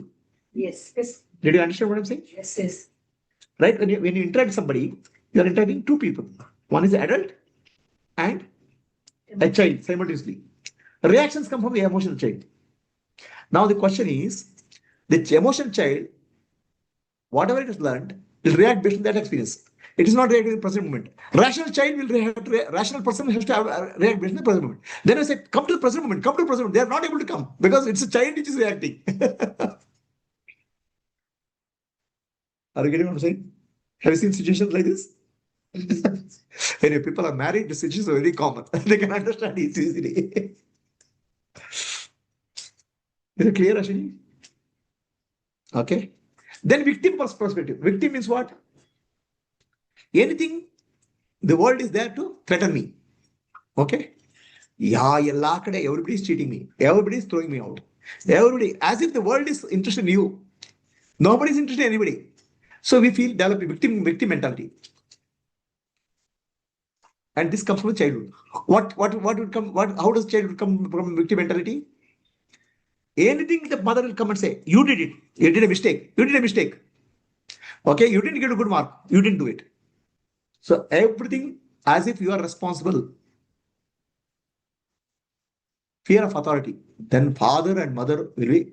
Actually, if you look at the child, for baby in the baby in the cradle, or baby of 8 years or 9 years, how does the father look and mother look like? They look like giants. Right? From baby's angle, they are like big figures. Okay? And they threaten. The threatening or anger of them creates a fear in the child. Or fear of authority. Now, the fear of authority is for the emotional child. But when you grow up, also you are afraid of fear of a rational child also will have this. The emotion and rational have not grown together. Now you understand why do you get sad? Why you get sad? Why you get angry? Why you get angry? Who gets angry?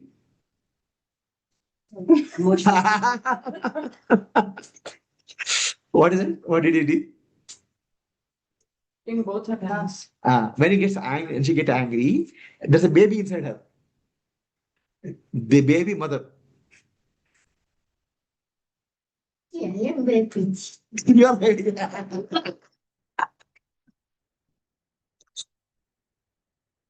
you understand what I'm saying?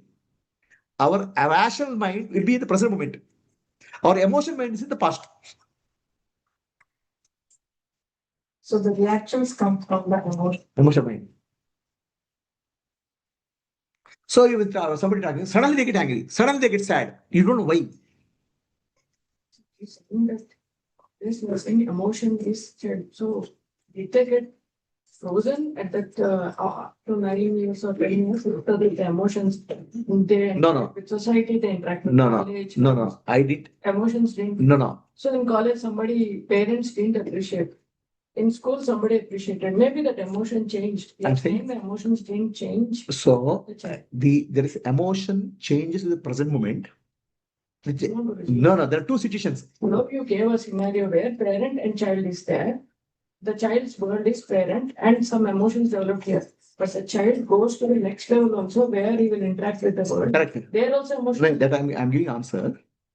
There are two situations. One is emotional child has not grown and become rational child. Situation one. So you spoke only about situation one. Situation one is that. Situation two is emotional child has become one with the rational child. That means it has grown. Okay. What is the difference between rational child and emotional child in growth? When emotional child and rational child grows, they grow in different ways. How? Rational child grows from the learning and teaching happens in society. Emotional child learns by the experience. Okay, let's say you are not appreciated by parents. Okay, now continues not appreciated, so you crave for appreciation, and everywhere you want appreciation. Suppose somebody one day appreciates you, then 4 5 people appreciate you. Then you develop an understanding. Oh, world also appreciates me. Then His need is fulfilled. his need is fulfilled. Now, emotional child is living in the present moment. Also, emotional child will be always craving for the past, going for it. Emotional child is Emotional child, I will say emotional child has become one with the rational child. So emotion child remains an emotional child or becomes a rational child. Rational child means it will be present moment. In present moment also there will be emotions, but not based on past reactions. There is an integration of emotional child and the rational child. The fire will not be there. So what are the signals that they both have? Yeah, see, first thing is emotions are important in our life. We are not eliminating emotions. Okay, emotions are perfectly all right. Emotions in tune the rational mind. We need appropriate emotions. We will do some proper action. If it's not in tune the rational side, it will be either overreaction or underreaction or running away. It's like a child runs away. In the present moment, if emotion child is one with rational child, the reaction, emotions are okay. Then okay, there's a fear.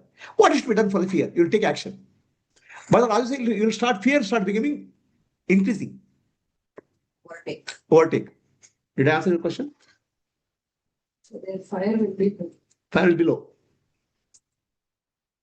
Are we clear? So this is only to understand how our behaviors can come are shaped by our early childhood. Anybody has a question on Zoom?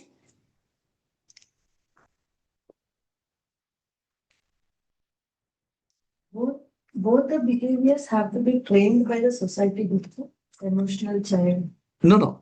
See, the emotional child is developed in the early part of the life, childhood. Then rational child starts growing fast because of education, because of social interaction, learning. But the emotions, you have to learn self-learn. It's a self-correction mechanism. It's difficult part. Maybe books or guru or No, whatever circumstance in life you have to teach you. It's very difficult.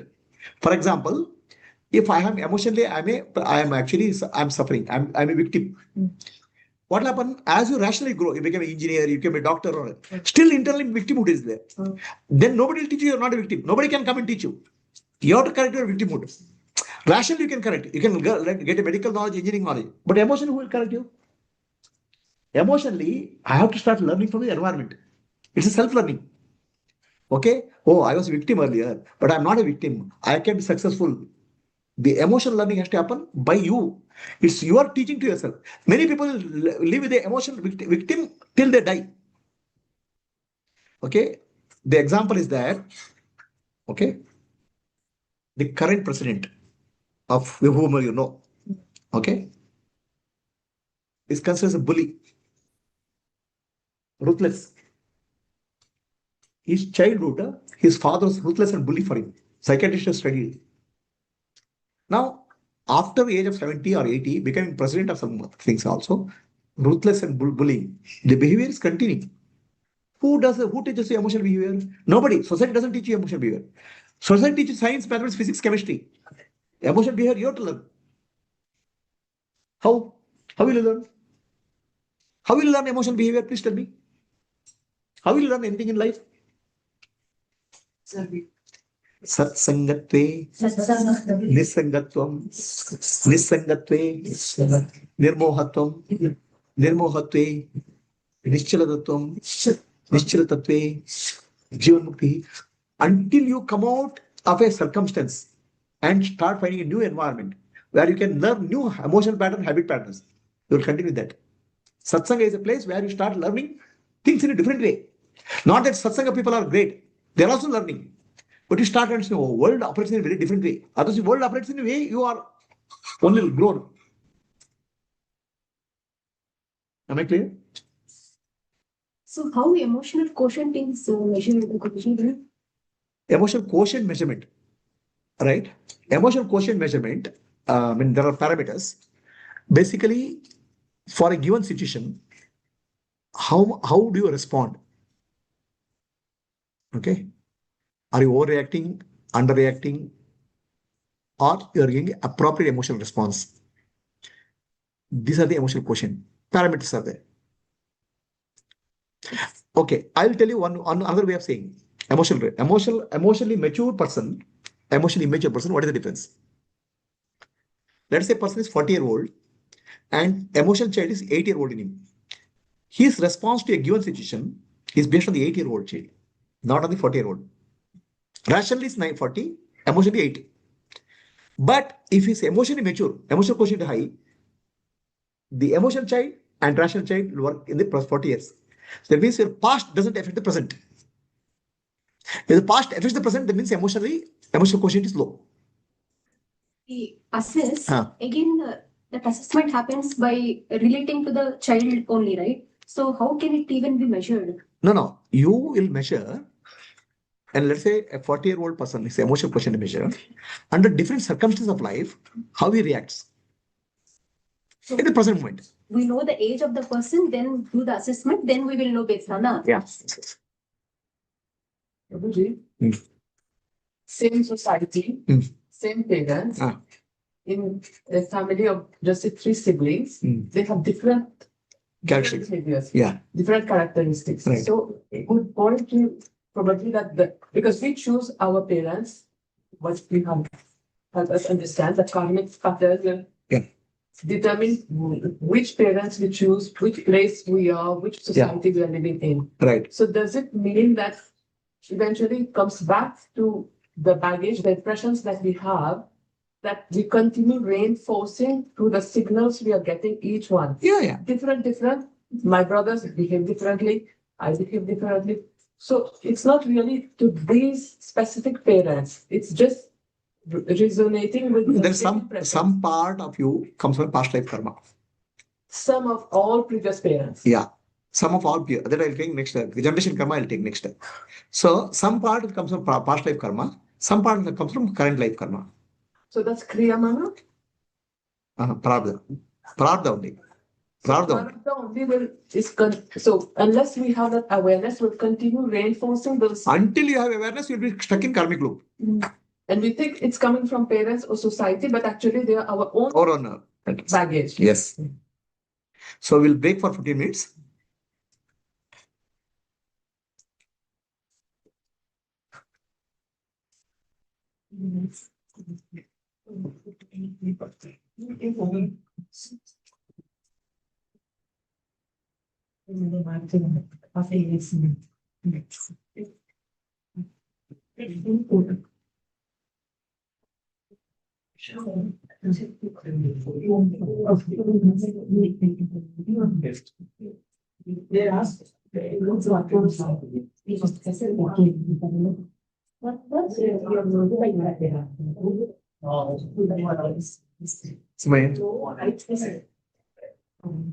Very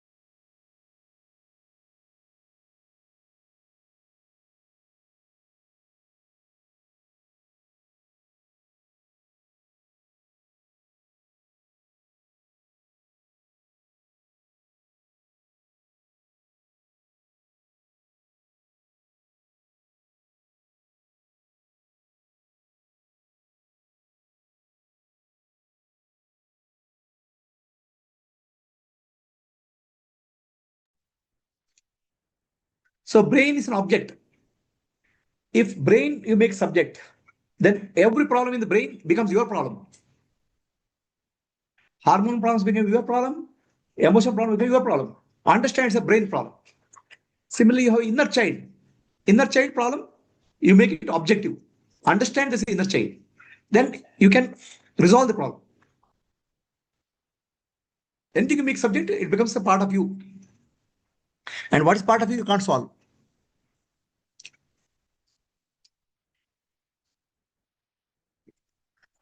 Okay, let's go next.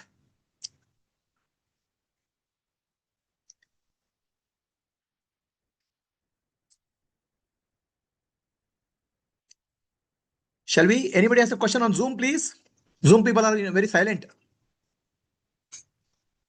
ಇಲ್ಲ ಗುರುಗಳೇ. Clear? Clear so far. Okay.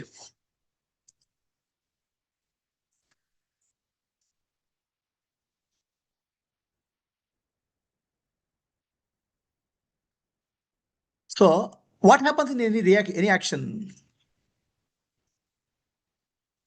Any interaction, what happens? Do you know what is dynamics of interaction?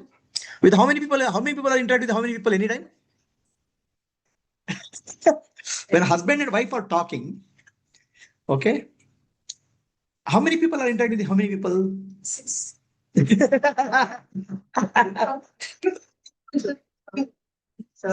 So, see here, then you'll understand what is the complexity of interactions. Okay, Yatko, Momata. So when you think that you're talking to 2 people are talking to each other, in fact 6 people are talking. Okay, when 2 people are talking to each other, okay, this is one person, this one person. Really, there are 6 people talking to 3 people talking to 3 people, and actual interactions are 9 interactions possible. You know that? So a part of your parents really lives in you. Okay, part of your child which has grown up lives in you, and you are the adult now, 30 or 40 or 50 years. That is Purnima. Okay, then I'll wait for you.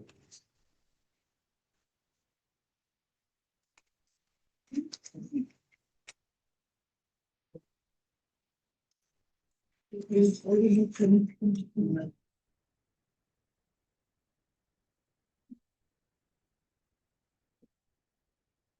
parent is a role there. No. You have some parents' character you are imbibed, no? A part of you is your mother, a part of you is father, no? A part of you, your own child, your child, you. A part of you is adult. 3 roles at the ego level.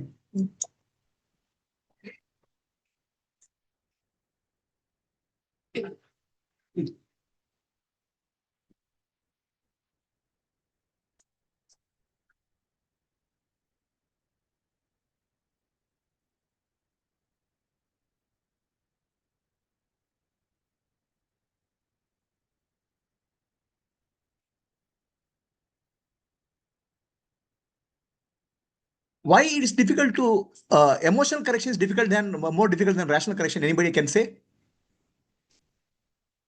Emotional is a hidden enemy. Emotional, not enemy, but emotional learning, emotional maturity is a little bit difficult compared to rational maturity. Shilpa, why? I feel rational is common across many people. Emotion differs from. Rational is maybe somebody to teach. Rational, somebody can learn. Emotional, this is difficult. I'll tell you the reason. Anybody can make a guess, they will get a chocolate. First of all, they should accept the identity. I'm saying emotional child doesn't grow easily compared to rational child. The reason is that. Because it's not exposed at all. Doesn't want to grow. I'll tell you why. If anybody makes it doesn't want, it wants to grow. If anybody gets one chocolate free, chocolate, 5-star chocolate. Huh? Always needs Its existence is not obvious. First, many of us doesn't know that What is that? emotional child. Who is speaking? Yeah, Yeah. Jayashree, all reactions will be coming from subconscious level. That's the reason the correction will take longer. No, rationally you learn. Rationally you learn many subjects. You learn science, mathematics, you learn. But emotional growth is much more difficult. You know why? Because I feel that my emotions are correct and I am right. Ah. Ego. So, emotion has one challenge. Sandhya is saying something? Yes, Sandhya? There's a logic behind that. Yeah. It's easy to comprehend, but emotional does not have any Emotion logic. is no logic. It's circular logic. Yeah. Yeah. Emotion, I'll tell you why. Now you'll understand.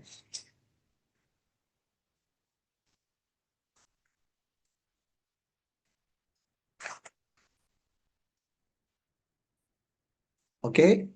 So this is the reason emotional maturity is difficult. You know why? Whatever emotions you are, that expresses to your body and face, and world reflects it. If you are angry, other people get angry with you. The world acts like a mirror for your emotions. Huh? It gets strengthened. If you are a victim, okay, you start speaking of victim language, people also reflect it. World reflects what you are. When I say world reflects what you are, world reflects what your emotional state is.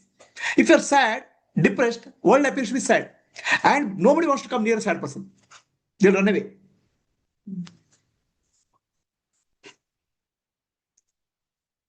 Learning the world, if you are angry, if you're emotionally disturbed, the people also get upset with you.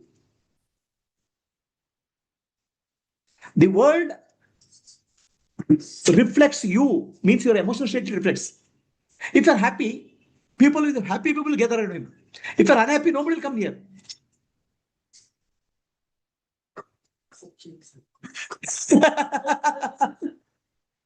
It's possible only when it goes to a higher domain. That is next level. Right? So, the emotion correction is very difficult. Emotion maturity is difficult compared to rational maturity. Person may become 40-year-old, 50-year-old, but emotion maturity will take a lot more time. Or at least there's a conscious effort required. But we don't put conscious effort because emotions I feel it is my emotion. I am angry. I am unhappy. Correct. Yeah. It's as if you're the owner of that. I'm sad. I'm a victim. As if it's a very pride position. You don't understand. It is something you have to grow, mature. You are very careful in growing up your children. But are you careful in growing up your emotional child? He said something. He said something. I don't like it. What kind of person? Last 25 years of marriage is like that only. He doesn't remember my marriage anniversary also. That is the problem. Huh? That is the problem. Not to accept that emotion. Buttons are big problem. Buttons is no. What happens is buttons is in you, but you feel other people are they're actually reflecting your emotion. So your emotions get strengthened actually, unless you change your life behavior pattern. Unless you change your internal pattern, the world will reflect you. World is just a mirror. That's called Chidabhasa. Who would like to be working with an angry person? Tell me. Huh? And who will like to argue with the arguing person who will argue with you? He argues, you argue. He argue. Then you say world is arguing with you. Because you start arguing. Huh? Emotion maturity takes time. That's why Kanti said, really person, kaya, vacha, manasa, buddhya. Physical, mental, verbal, and intellectually, a person has to become mature, become one. That's called integration. That's called spiritual enlightenment. Physically, mentally, emotionally, intellectually, become one. Others we are separate. Body wise, we are 50, 40, 50. Child, mind wise, we are, emotion wise, we are 12, 13, 12, 13, 14. Huh? Intellectually, we are 50. Okay. She is telling about some person who is 89 years old. At 89 years old, also, she has a mentality of victimhood. Nothing. See, the victimhood has started in childhood. At the age of 18 years, victimhood. Then what happened to victimhood? Everywhere I see victimhood. Then people around get frustrated. Then they run away. Then your victimhood gets strengthened. Your emotions are strengthening your experience. Now look at your life. What are you reflecting in the world? Please tell me. Be sincere. Huh? Huh? What is that you're reflecting? What is that you're reflecting? You're not like, don't like it. Is the question clear? What you are reflecting in the world and what you are getting back. Are we clear? What you are reflecting to the world? I'm saying what you are projecting and what you're getting reflected back. You have a question of I'm victim, or all men are bad, or all women are what I call jealousy. Many things, attitudes also is an outcome of this emotional chain. So what are you reflecting and what is it you're projecting? What are you getting back? Can you be sincere? Can you write down? It's very difficult now. Engineering exam. The engineering exams seem very difficult. Engineering exam is intellectual, rational, it's easy. Emotion is much more deeper. So I'm asking a question, please write down in your notebook. What are you projecting to the world and what are you getting back? What belief you have, what emotional state you have. I'm a victim, I'm isolated, I'm uncomfortable. And that reflects as something outer. And that trace it to your childhood also.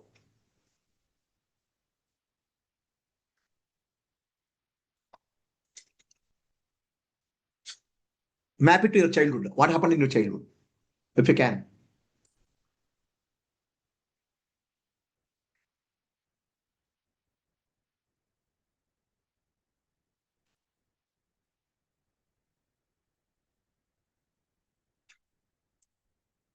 Is the question clear to people on Zoom?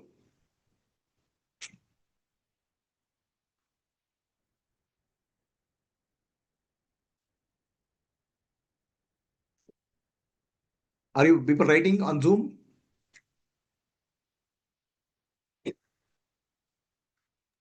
Yes, Prabhuji. Katyayani? Okay.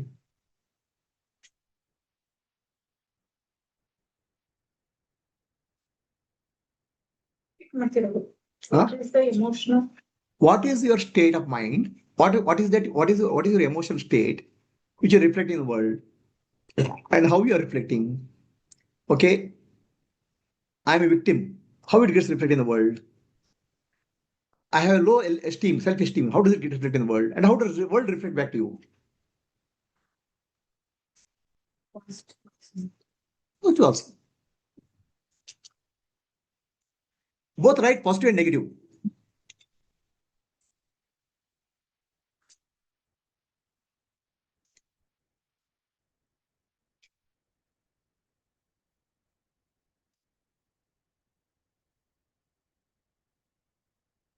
The question here is why emotional growth, Raju, why emotional growth is very difficult compared to rational growth. The reason is this.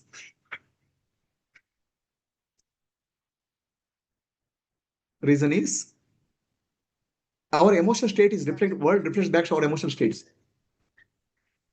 World is reflecting our emotional states. If you are angry, world is angry with you.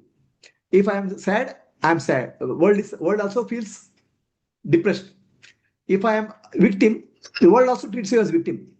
Your state gets reflected in the outer world. World is a mirror. That's why your actually emotional state gets strengthened unless you consciously learn to come out of that. The question is that we have to. What's the question? Sorry. The question is you have to write what is that emotion you are reflecting in the world and what you are getting reflected back and relate it to your childhood also. Whatever is inside only is reflective. Yeah. Basically, that's what you're saying. Yes. Whatever is inside, emotion. Yeah. Which is not the right thing, but that's exactly being. They may be right emotions also. Yeah, maybe the right thing. All right. So, and relate to your childhood also, your parents and your conditions. Done?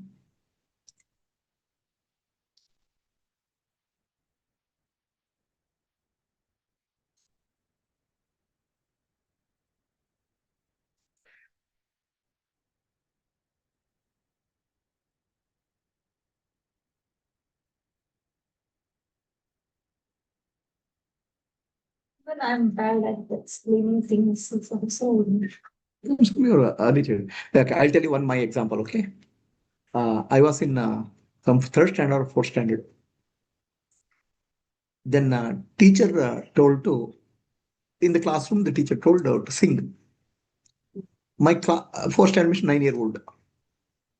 My classmate was very good in Hindi music, Hindi songs, film song. He sang, but I had no exposure to singing.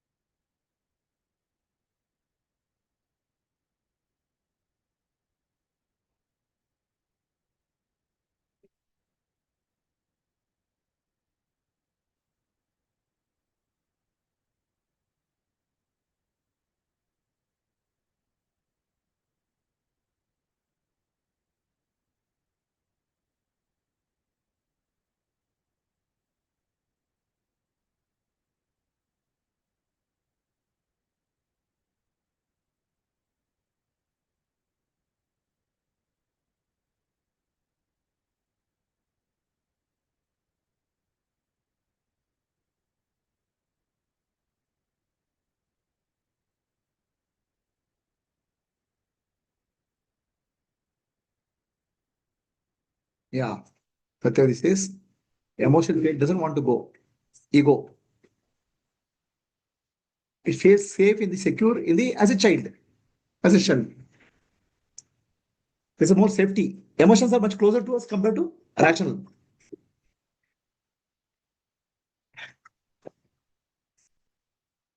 Yes, Satyavati.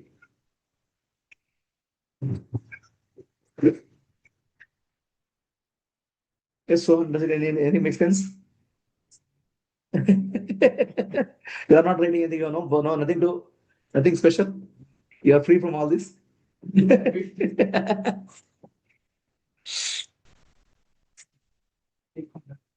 So auto fellows are, they cheat. Like, when we take a mental thing. Similarly, retired fellows, they don't do good job. They also start, guess what? Yeah, but what is this? What is this? What is inside you which reflects that? Yeah, that's the understanding. There's understanding, but what is there inside, deep inside, which is causing this reflection? There's a world is a not a right place, faulty place. World is a faulty place is the feeling. How are your parents? By default? Because the requirement. Yeah. Taxi drivers. Yeah. Or so you learned from them. repeating. Yeah. As a child, I was asked to stay indoors all the time when the night falls. ಆಚೆ danger ಇದೆ ಮನೆ ಒಳಗೆ ಇರಬೇಕು ಆಚೆ ಹೋಗಬಾರ್ದು ಕತ್ತಾದ್ಮೇಲೆ so even now after the darkness comes I don't want to walk on the roads or I feel I will fall. I can walk only so much. I need to come back when there is daylight, skylight. That fear is still has stayed with many me. of the girl children are brought up in this environment. After evening you should not go out. It's dangerous place. Yes.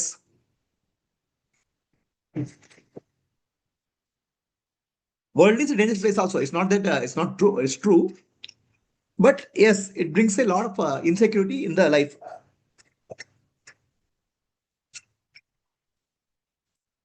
Or we have to suck up to bosses. Huh? We have to suck up to bosses. That's also some training we may have received. Parents, right? We have to be in the group.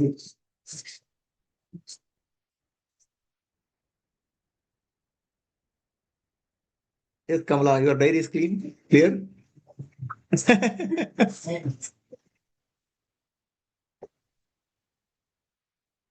Take some time. Ego does allow us to take for the years also.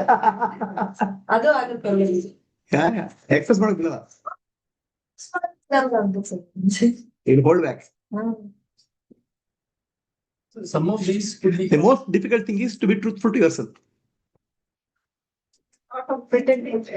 Always we think we are right. What, Guruji? Okay, always we think we are right. To be truthful that yes, I may be wrong is very difficult. Huh? Sohan is also some.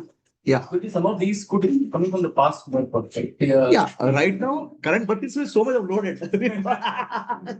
To go to the past birth is another problem. Current birth itself is so much heavy. I don't know, Kamari. Oh, yeah, you are here. But Okay. whatever the same little thing which keep coming back. Patterns are same. Same pattern. Patterns are same. So incidents may be many. Patterns are same. Patterns are few. Because of that, we end up in similar situations and reinforce. Keep on repeating the same patterns. What did I say? See what this lady was saying. It is difficult to express our emotions fully. We hold back. Okay. Do you know what is the most difficult thing in the world? To accept our mistakes. To accept that I am doing a mistake. I am always right. The ego wants always to feel right. Emotions, I can't express because the moment I express emotions, I feel weak. Expressing emotions is not weakness, it's a strength. But ego feels, oh, if I express my emotions, or actually if I put it down, write it out, I'm weak. It's a sign of weakness. Actually, men crying is a sign of weakness, supposed to be. Men signing crying is able to cry crying is a sign of strength actually. The weakness and what is weakness, what is strength is defined by society. Ultimately, you have to live for yourself.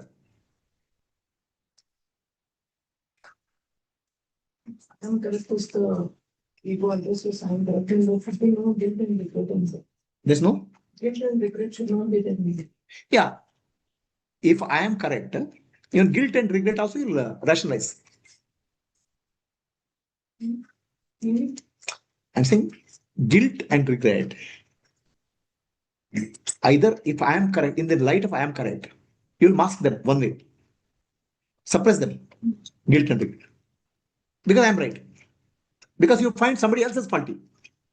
Okay, you'll mask them. But once you mask them or suppress them, somewhere else will come out. I am right. Okay, is not true all the time. But ego tries to defend it, fight back. In the process, what happens? It gets expressed as something else.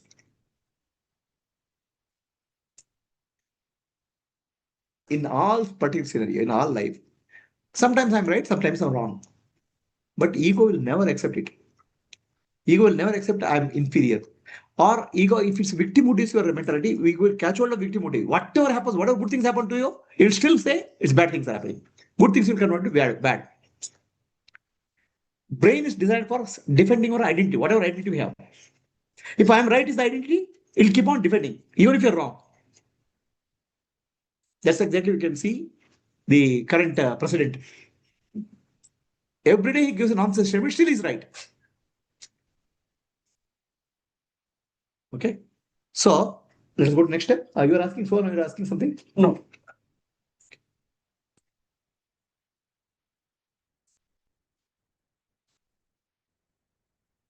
When two people are interacting, what we don't realize, actually, three persons here and three persons here are interacting. You know that? Actually, if Nani comes, then fourth dimension also comes. Atma comes in picture. When Nani, in the presence of Nani, Guru. Okay. So when two people are interacting, there's in all of you, some part of you is parent, your father and mother. What part of you is father and mother? Teachers. Your body is your father and mother. Some part of the mind you have copied from them. Okay? Definitely you have copied. Some part of you is a child in you. Emotional child. Some part of you is adult now, 40 or 50-year-old. That lady was saying 89-year-old person also still has a victimhood, starting from childhood. Now what happened? Everybody gets frustrated. Then victimhood gets strengthened. Understand? So let us say these two people are talking about. Okay? When you talk, okay, how it happens? Adult to adult talk is rational. Suddenly, this person becomes parent, becomes authoritative. Not do it like that, yeah. Or how is parent person? Permissive means okay, yeah, chalo. Okay, authoritative. How can you do like that? So you start taking your parents' posture. Okay, or you can become child also, emotional. I'm hurt, yaar. I'm angry, yaar. Suddenly, you're not responding to present moment. Present moment to present moment response is adult to adult. Rational to rational. Now the emotional child will come. Suddenly you're talking something, somebody mind will go somewhere and some get angry. Emotional. Nothing to do with the current situation. Or suddenly you take posture. Parent. What are you saying here? It's like a boss. Understood, Ashwini? Is that an adult?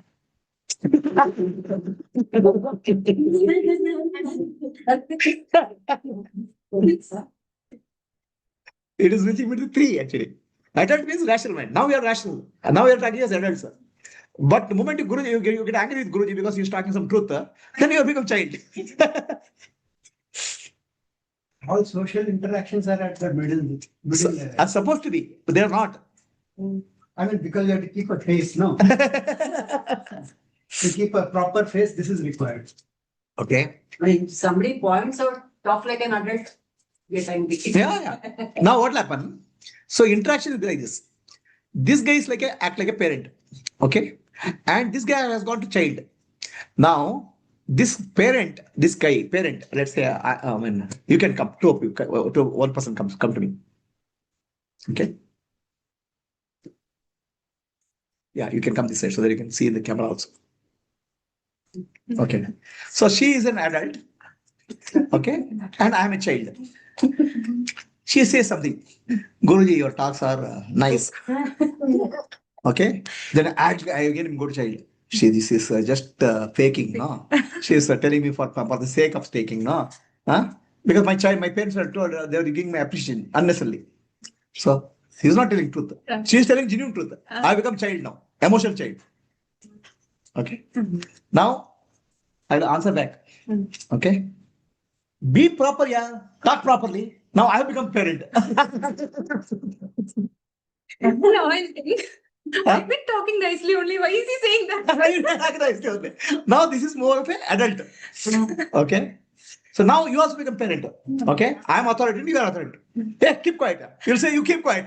Because now you also behave parent interaction. How many times interaction happens between daughter-in-law and mother-in-law? 3 into 3, 9 interactions happen. Both are confused. Who is talking to whom? Which instructions are stable here? In this interaction, which instructions? Okay, can go back. Adult is stable.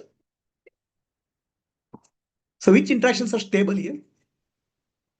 Child to child. Same. Adult to adult is same. It's okay. Child to child is also okay. Same. Both will cry or both will laugh. Okay. Parent to child, parent to adult communication is happening. Suddenly he becomes child. Then parent takes the position of a compassionate patient. Parent. Then parent to child relations is good. So, yeah, okay, don't worry. So they will come down. Okay. Then parent to parent will be tough. Both are negotiating, tough. Do like this. No, I can't do like this. You can't do like this. So that will be more like an adult to adult. No, adult to adult is more rational. Here, irrational. Irrational. Okay, write this now. Let us write this letter now. Why should I write? Okay, you write. So parent to adult, that line is not possible. What? Parent to adult. Parent. As soon as parent to adult comes up, there's the ego there, right? Yeah, I didn't think of it.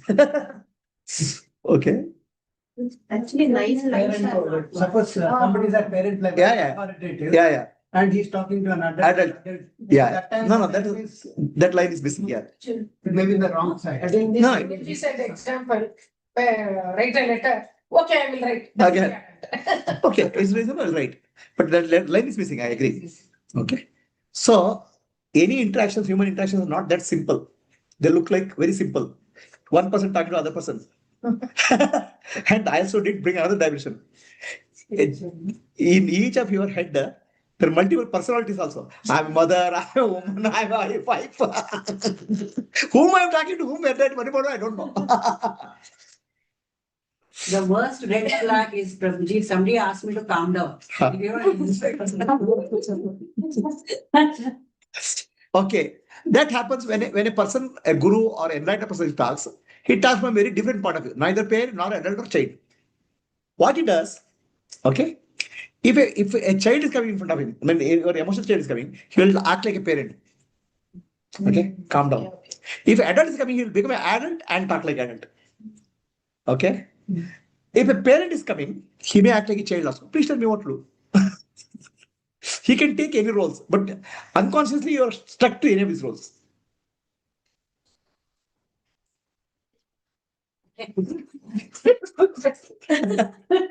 Why is this coming from? My laptop. Video. Download Guruji. You're downloading something.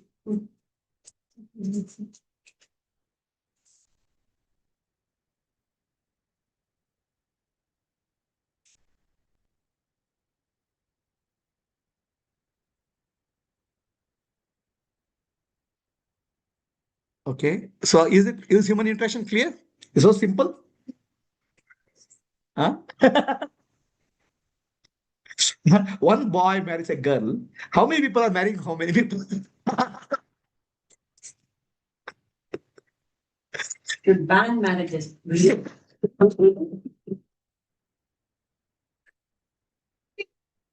If you don't get married, you'll not get enlightened also. You'll not understand the complexity of life. To become simple, you have to understand complexity of life also. I'm very happy on this. Are we clear now? How complex human interactions are? So you have to when somebody communication is happening, you have to recognize, oh, has already become child. Then you should become either a parent, console, or adult like child interaction won't happen. Clear mind?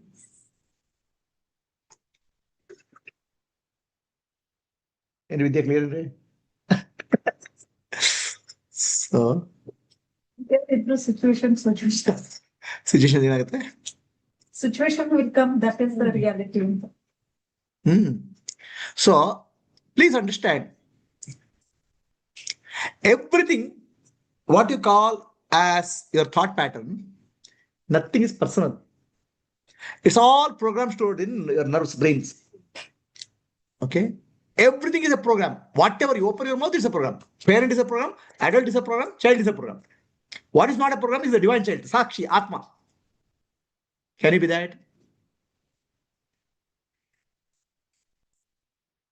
Okay, so this is how it happened. One neuron will connect to another neuron. One neuron will connect to another neuron. It will build a chain. This chain is what you call as your personality. Now, in the personality, what you think of yourself and what others think of yourself gets mixed up. Life is a mess. It's a bundle of wires in your brain. Can you untangle it? Can you come out of this? Yes. Shilpa, can you come out of this mess? The I am here to drop. The I am is the problem.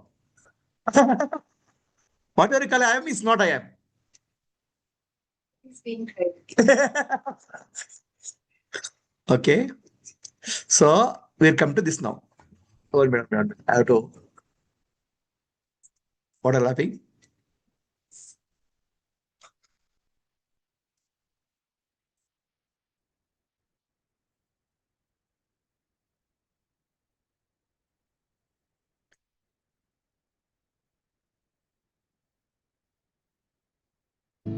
And that's the point.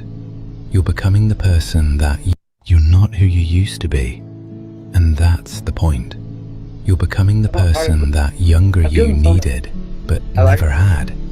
A safe place, a quiet strength, the protector your inner child always wished for.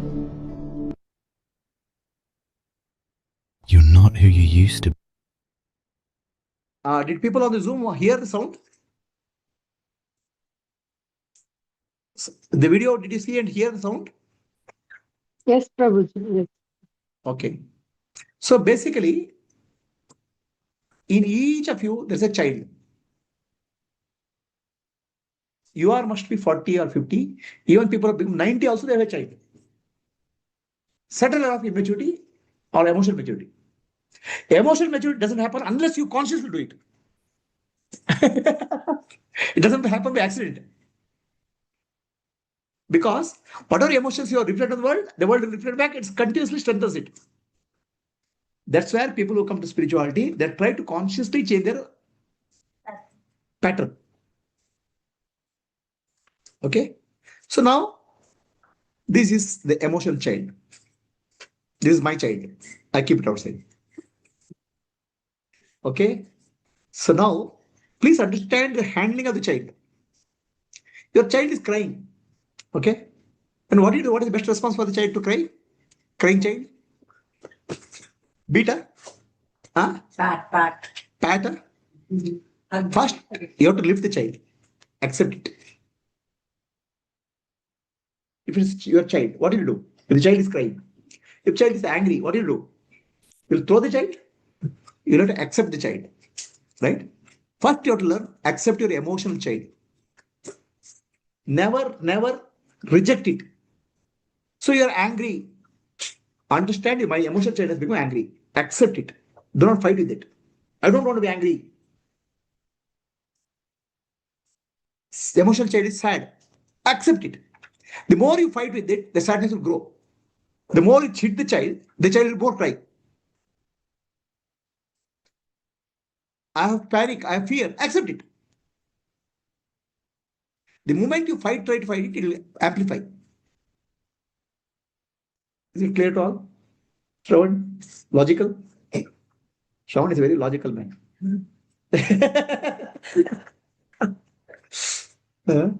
So, first try to accept your emotions as they are. Emotions, nothing right or wrong. Accepting means what? What is the meaning of accepting?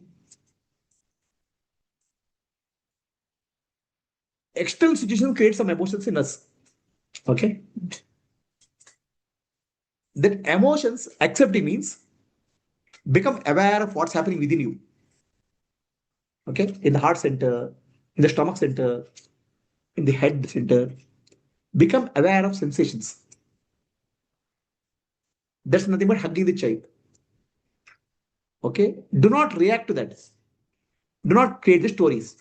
See what happens, the emotional child gets emotional. The adult will start creating story because in the present moment it's not matching situation. Situation doesn't match the present moment. So you have to bring a past memories to create a story now. So if you, at the moment you are able to accept it, the moment you are able to accept your inner child, emotions, don't fight with emotions. No, I should not be angry. I should not be angry. I should not be angry. No, fine. I'm angry is fine. Because that's what is there. I'm sad is fine. Okay? But what happens when I'm sad? Observe internally. But instead of that, what I start looking at the situation outside. Okay, our mind is going outwards. Go inwards. Find out what's happening internally. That's the meaning of accepting the child. Are we clear? Okay. Second step is healing the child. You have to heal the child. Right? ಒಂದು ನಿಮಿಷ acceptance ಆ moment ಅಲ್ಲಿ ಆಗ್ಬೇಕಲ್ಲ ಅದನ್ನ ಕಲಿಬೇಕು ಅದನ್ನ practice ಮಾಡಬೇಕು ಅಭ್ಯಾಸ ಮಾಡಬೇಕು ಮೂಮೆಂಟ್ ಅಲ್ಲಿ ಇನ್ನೂ ಆ ಮೂಮೆಂಟ್ ಅಲ್ಲಿ you're fighting forgetting that there's an inner child. So once you know this knowledge is there, you'll recollect. ಬರುತ್ತೆ ಅದೇ ಅಭ್ಯಾಸ ಇಲ್ಲದ್ರೆ ಅಭಾಸ. But there will be one gap, no Guruji. Understanding, yes, emotional child is working. that comes up, then there will be a gap between that understanding and acceptance. So next step I'll teach you. Okay. So let us do the healing of the inner child. Okay. Please close your eyes. Go into witness mode. Go into witness mode. Project on a small TV screen in front of your eyes the emotional child which you have. Whatever age, you may think it's 18 years or 4 years or 5 years, whatever is that, where the child went through a lot of trouble. See the scenario unfolding in front of the child.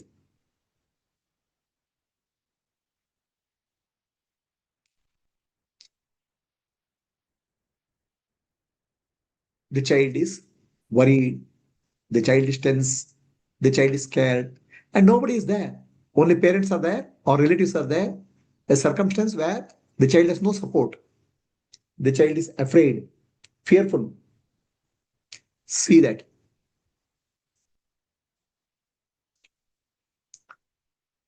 Then see yourself come into the picture, adult you.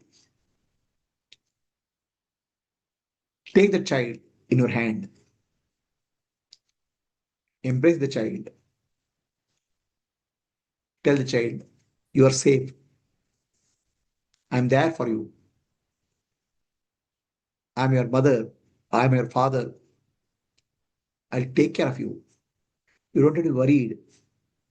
I'm with you. See the child getting confidence. Child becoming more peaceful. Now, pray for the divine energy. Hey Sadguru. Hey Parameshwara. Hey Jagannatha. Bless the divine, bless the child in me. Heal the child. Take care of the child. Protect it. Give the safety. Visualize divine light spreading into the screen.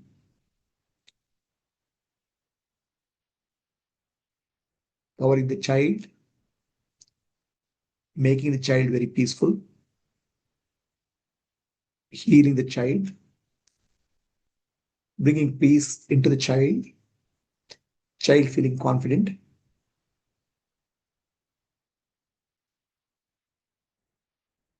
Visualize you hugging the child and child merging with you. Child becoming one with you. The entire screen becomes filled with the divine light. There's peace. There's love. The entire scene becomes bright light. No longer the child and adult is there. There's only divine light is there. Take the divine light back into yourself. Let the divine light merge with you. Filling up you with divine light. Healing every aspect. The child in you is being healed with the divine energy, with your acceptance. Child is becoming one with the adult. The emotional child becomes one with the adult, feels peaceful and restful. The divine energy is filling the whole body. There is peace within you.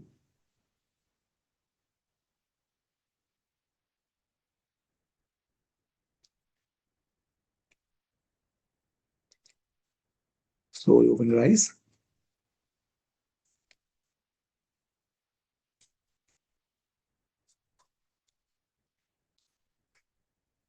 Are you able to do this? Now again go back. Okay. Again go back to the witness mode, Sakshi Bhava. See on the television screen, bring back again the child, whatever age where the child was suffering. See if the child is happy or peaceful.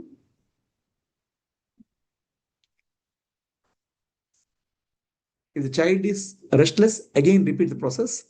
If the child is peaceful, lift the child, merge with you, become one with the child. Give safety to the child. Understand that the child had no safety as young, but now you are there, adult, who is taking care of the child. The child is safe with you. You understand your child, inner child. You are compassionate, you are loving. Hug the child. May the child merge with you. There's no reason for the child to be afraid, fearful, or feeling neglected. You are there. Take care of the child. Become one with the child. Pray for the divine light. Hey Sadguru, hey Parameshwara, hey Jagadamba. Fill the child with the divine light. Merge with me. Bring peace. Bring peace. The child, smiling and merging with you, becomes one with you. Start feeling peace. You start feeling peace. Bring back that light on the screen back into your body. Feel the peace, silence within you. Do it a couple of times. Your child, inner child will be deeply healed. Slowly open your eyes.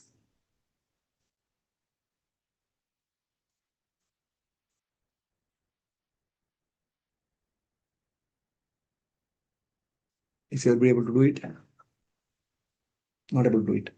What happened? The child is refusing or not able to visualize. Then you sit with me separately.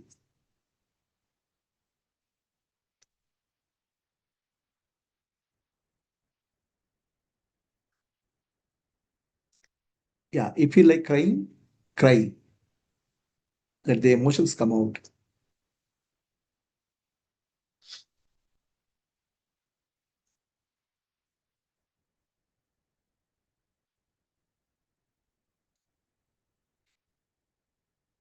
You have a separate session with me.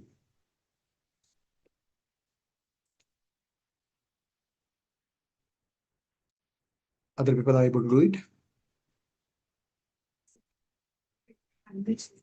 Yeah, because it's merged with you. It's merged with the adult. It's fine. Yes. Very You felt very? in a child. Yeah. And it was really looking for that and Yes. wanting to have that assurance. Yes. I felt it the third time also when I did it. Yes. All these days you are fighting with the inner child. I don't want panic. The inner child is panicking. The more you give love to the child, the inner child will calm down.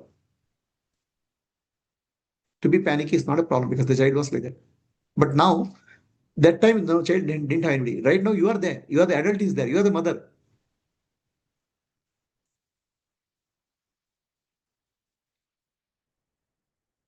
Yes, Anupama, were you able to do? Stay and was able to do. Second time, the child is happy, but did not much. Did not much. Repeat. Let the merger, the child, inner child, let it merge with the adult child. Okay. So become one with that. Give love to that. It can be separate also, but give love. Don't fight with that.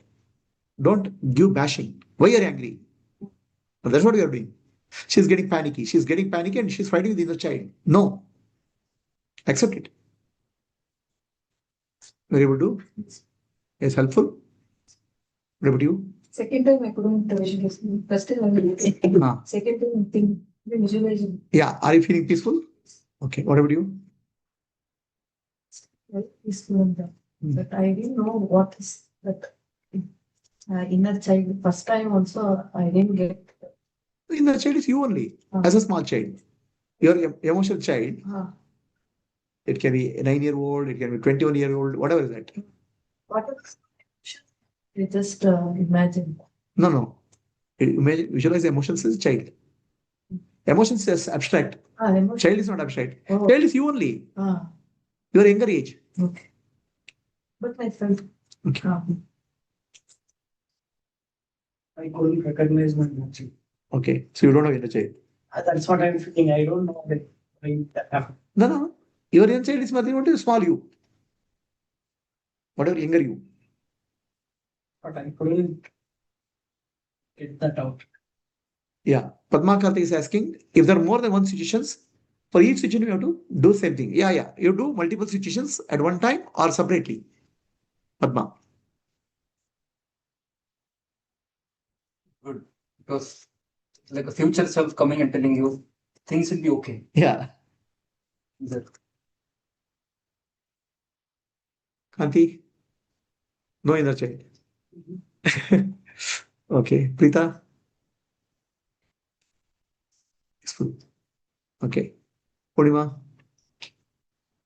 Like, I want more time to visualize. Okay. Gayatri? What to do?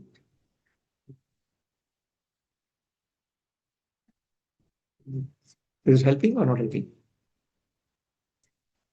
Understand that our emotional state is we only as a younger child.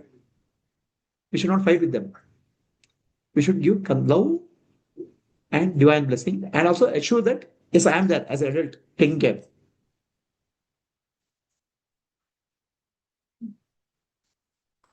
Clear? Yes, Vidya.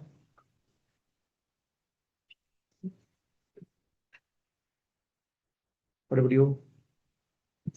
Maybe I need a few more practice to come. Shanemo. Satisfied like Okay. Shravan. Wow. You don't know. I have still this feeling that something has happened to me. What should I do? What do you know? Something has happened to you?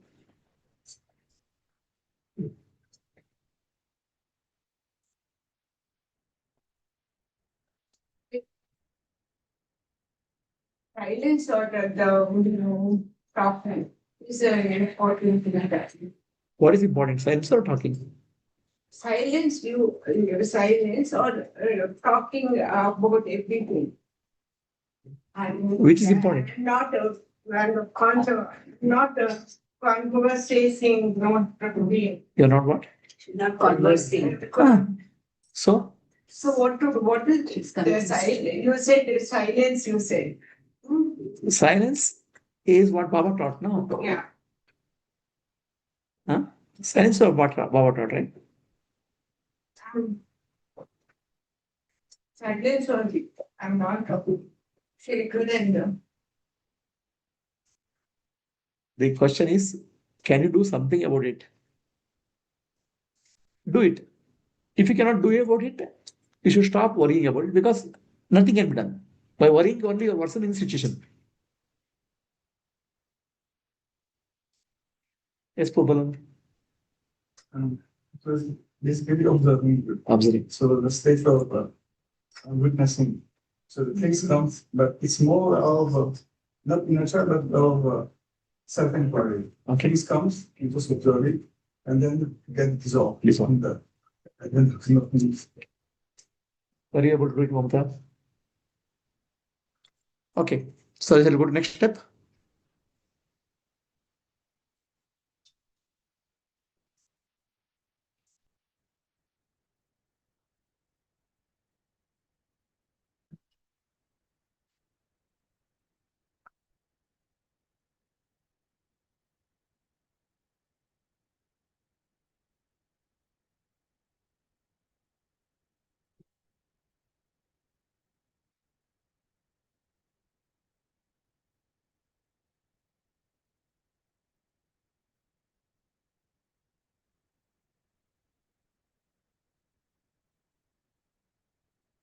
See, now we are actually coming family.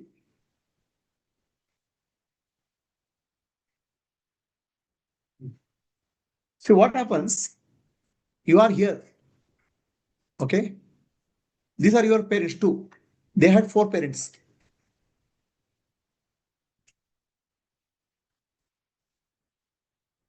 16 grandparents, great grandparents. If you go to 7 generations, okay, totally 254 people are there for you. How many? Your life today depends on 254 people. There's 7 generations. Okay. What you are today is a contribution of 254 people. You have their genes, you have their body, you have their mental structure also. Mental structure passes on from one generation to other generation. Grandfather will shout it to father, and father shouts it to son, child. This is called generations karma. Gets passed on from one generation to other generation. So if your mother was bad, mother was not good for you, should we blame her? What should you feel? Your mother is here, but she got something from her grandparents, some earlier generation. It can skip this thing also. Some traits come from here to here also. Infinite regression. No, I'm saying many of the people here sitting here may have a bad parenthood. Oh, because of my mother did like that, I should feel bad about it.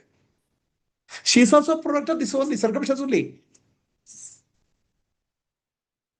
So what should you feel about them? Should you feel angry? Your mother was authoritative. You should feel bad about it. Your mother was treating you as like a victim. So should you feel bad about her? Should you bad about you? You have to understand, for bringing you 254 people have struggled. So for you now, one child, bring up one child, how much struggle is there, you have to understand. That's why when we do Pindadana and all, we go back to early generation. It's called giving gratitude to Pitras. It's called Pitra Yadna. We offer our gratitude for whatever we are today, good or bad, is because of 7 generations. In reality, there are no 7 generations. The 7 generations are living in you right now. You are the 7 generations. In terms of genes, in terms of mental faculties, in terms of ability, you are accumulation. You are a representative of your 7 generations. That's why that's what saying in spirituality. If you get enlightened, your 7 generations get benefit. ಏಳೇಳು ಜನ್ಮಕ್ಕೆ ಪುಣ್ಯ ಮಾಡಿದೀಯಾ ಅಂತ ನೀವು ಪುಣ್ಯ ಅದು 7 ಜನ ತಲೆಮಾರು. So ಏನಾಗುತ್ತೆ, if you are getting enlightened, if you're getting free, because you are actually a result of 7 generations, all those 7 generations get affected.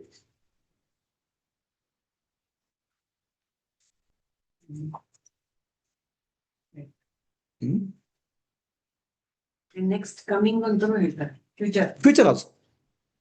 Okay. Also, one more thing you have to understand. Each generation goes through their own trauma. For example, our generation, we went through Corona as a trauma. Our early generation went through World War I and II. Plague. So early generation will go to war. Their social conditions also affect them. And ultimately, you are a result of all those things happening today. Maybe your grandparents went through plague. The fear of that, effect of that is still there in as your residue.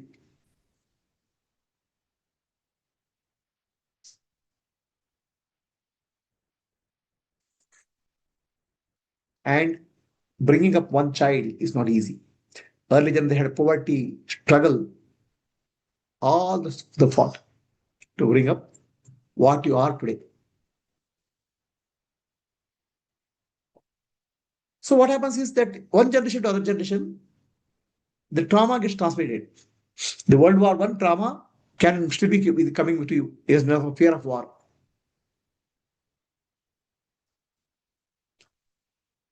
All of us are like this. We are swimming in a pool of a river, which actually what we call as genetic pool and collective consciousness. Where is the individual here? Where is me or you? We are a product of the entire consciousness of 254 people of the society. That's what I am at this moment. I say very proudly, I, me. What is your me? Your me is made up of 254 people. Your me is made up of society. Your me is made up of this moment's thoughts, feelings, and emotions. What is this me, big me you're speaking of? Can we be grateful to these ancestors? That's called Pitru Yadna. Let us close our eyes.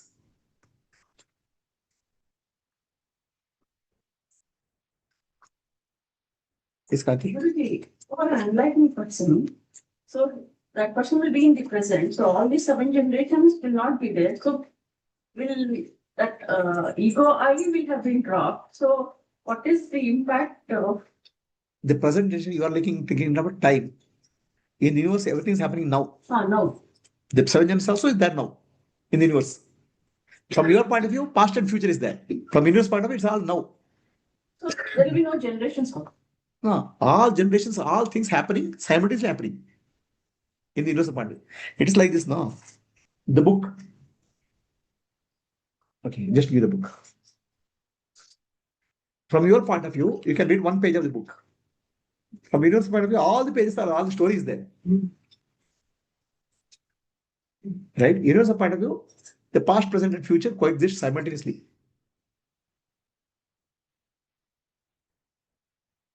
When you get freedom, your past 7 generation, future generation will get freedom because of this. Everything being simultaneous in present moment. The concept of time is there only in the mind. There's no time in the universe. Okay. So let us close our eyes.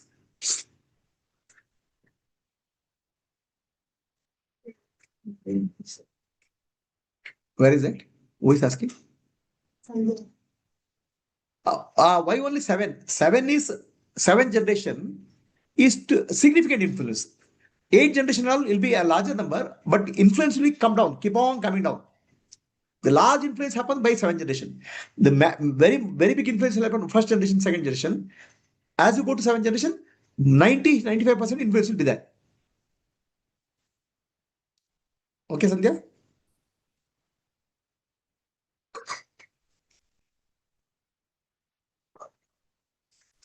Okay. There's also another strange logic, no? Thank you, Guru.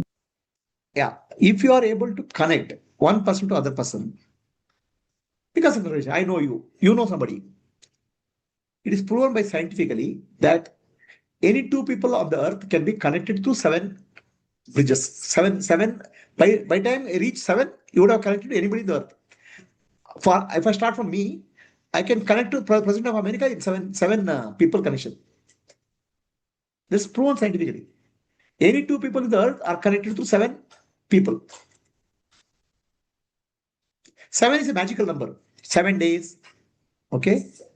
7 planes. So 7 is a magical number. Saptarshis and all those things. Saptachiranjeevis. Okay. Let us close our eyes.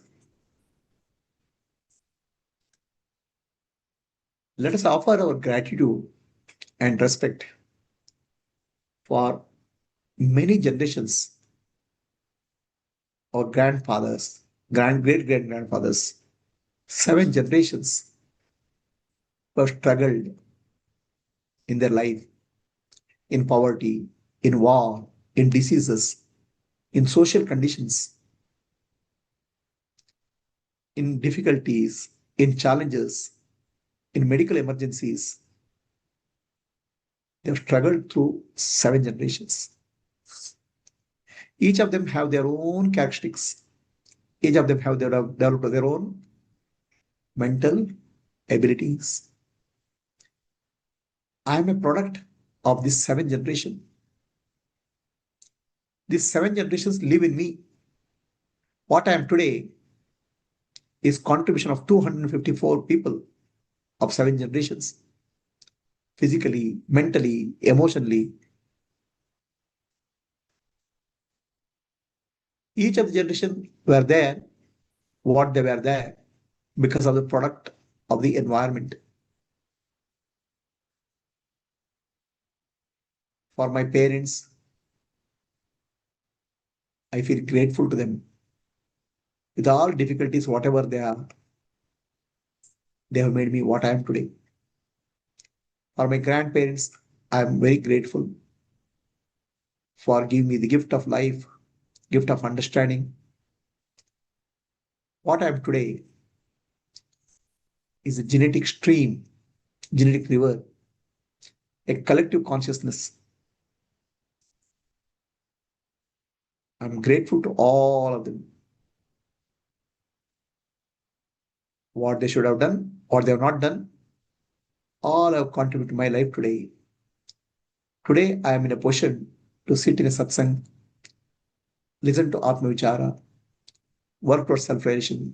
Self-realization is all because of the tremendous struggle which early generations gone through. I'm grateful to all of them. Let us pray to Sadguru. Hey Sadguru, Hey Parameshwara, Hey Sarveshwara, Hey Jagadamba, bless me, bless my whole family, bless my 7 generations. I'm thankful to all of them for giving me opportunity to live. Bless all of them. Free all of them from their suffering. Heal all of them. Heal me. In the process of healing me, you are also healing 7 generations.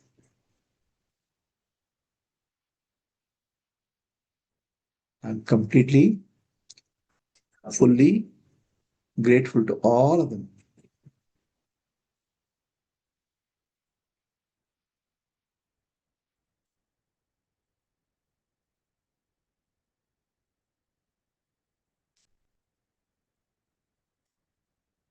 Slowly open your eyes.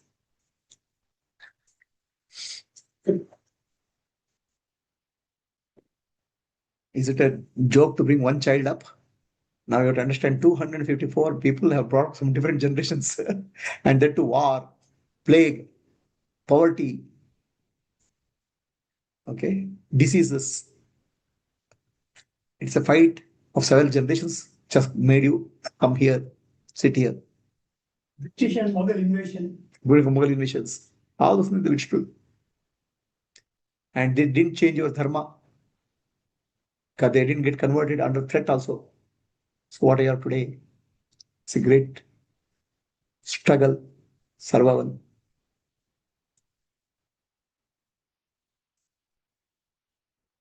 Anybody has question on Zoom? Everybody did. How does it feel? Very good, very comfortable. Hmm.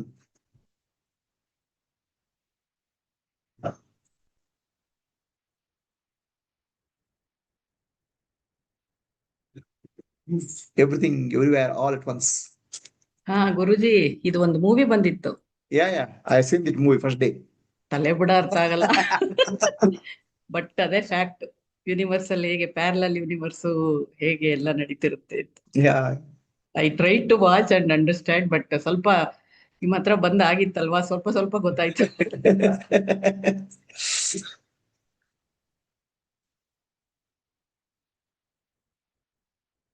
So ನೀವು genetic ಇದು ಏನು ಇಲ್ಲ epigenetic ಅಂತ ಏನ್ ಹೇಳ್ತೀರಾ ಅದೇ ಅಲ್ವಾ ಇದು ನೀವೀಗ ಎಕ್ಸ್ಪ್ಲೇನ್ ಮಾಡ್ತಾ ಇರೋದೆಲ್ಲ ಗುರುಜಿ ಎಪಿಜೆನೆಟಿಕ್ಸ್ ತರ ಎಲ್ಲ ಜೆನೆಟಿಕ್ ಎಪಿಜೆನೆಟಿಕ್ ಎಲ್ಲ you are actually nothing but a river ಅಷ್ಟೇ. ಅಲ್ಲ ಜೆನೆಟಿಕ್ಸ್ ಅಲ್ಲ we call it as epigenetics ಅಂತ. Genetics the concept I removed because people think that genetic disease will come. Some genes have come, whether it get triggered or not based on your mental condition and social condition. Correct. Okay, how do people feel here, sitting here?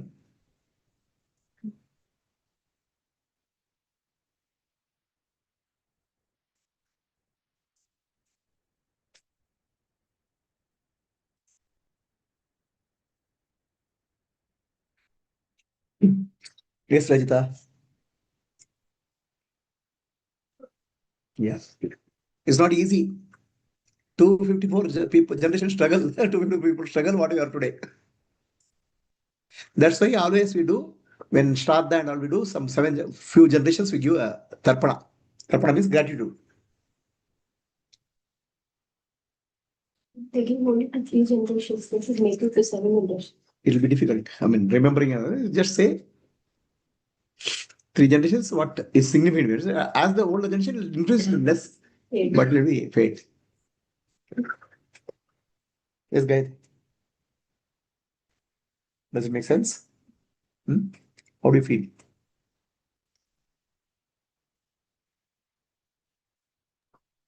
But Guruji, I have a question here. What is the This question? Gayatri aside. You said tarpana and all, like in the case of females, like we are married, no? So the tarpana there, it is not our parents or anybody, no? We are giving No, it to your the... husband, when husband or child they give to all your parents, all both sides. Okay. Oh, like that it is. Yeah, gratitude anyway. Tarpana means gratitude. You can also do. Okay. Tarpana is a technical name for gratitude. Okay. Also not needed. But we women are not allowed, Ritual, na, in our... ritual done like putting a till and water is a ritual. Without ritual, you can just offer gratitude. Tarpana means gratitude. You can do, anybody can do. And when the male member does it, he does it for both sides. Yeah, male member only do the rituals. No, we do not do anything. You don't have to do rituals. No, you can be grateful. No, that's great. Tarpana means gratefulness. That's all. Ritual is only symbolic. Okay. Thank you. Everything is symbolic value and actual value. Actual value you can do. No, you should being grateful is good. No. Yes, Guruji. Thank you.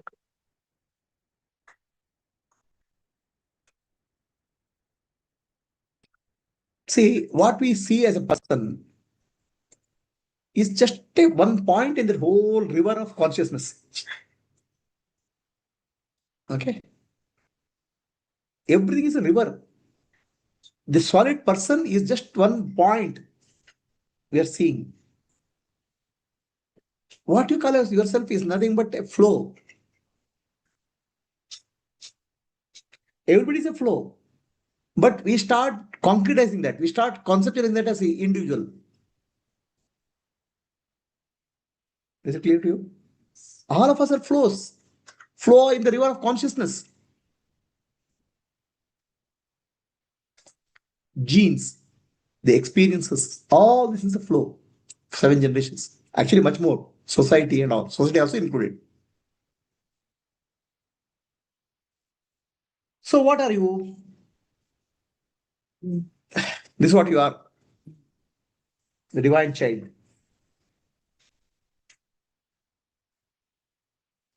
Can you live your life as a divine child?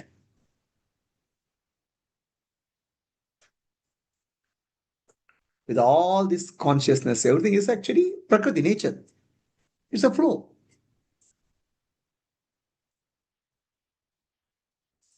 Self-awareness is one of the rarest of human commodities. I don't mean self-consciousness, where you are limiting and evaluating yourself. I mean being aware of your own patterns. Can you become aware of your own patterns? Are you? Are you aware of behavioral patterns? That's the purpose of daily. Becoming aware of yourself, your patterns. Becoming free from them. This is called becoming free from karma.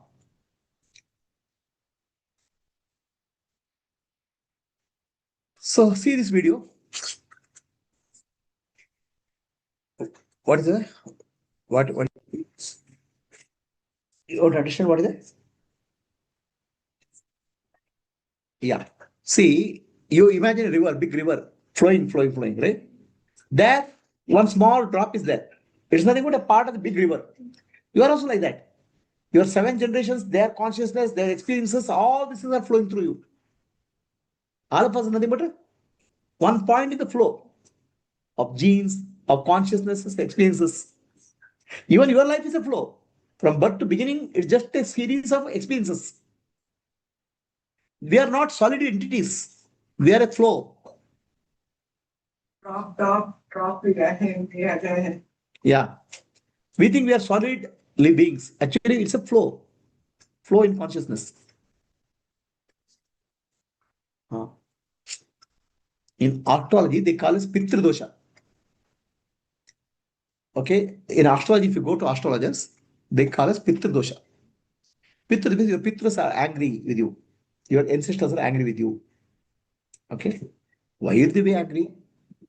Okay, angry because you are not understanding their contribution to your life. You don't have, you're not having gratitude. That's one thing. Second thing is whatever their emotional trauma or difficulties or challenges they had, some of that is got passed on to you. Dosha.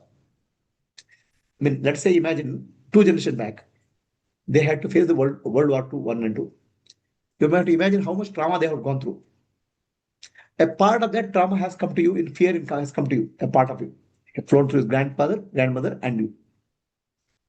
There's a dosha which has happened, passed on one way of saying. Second way of saying, they have done so much of struggle. Okay. And you are not showing a gratitude. For example, your children don't show a gratitude to you. How will you feel? That feeling of gratitude is called Pitra Yadna. And you do Pitra Yadna, their Pitras are happy. And whatever defect or karmic impressions that has come to you. One way it's dosha. Second thing, it's called dosha or effect has come to you. Okay? Pitta dosha. Second way of saying is Pitras are angry with you because you are not appreciating gratitude to them. Am I clear?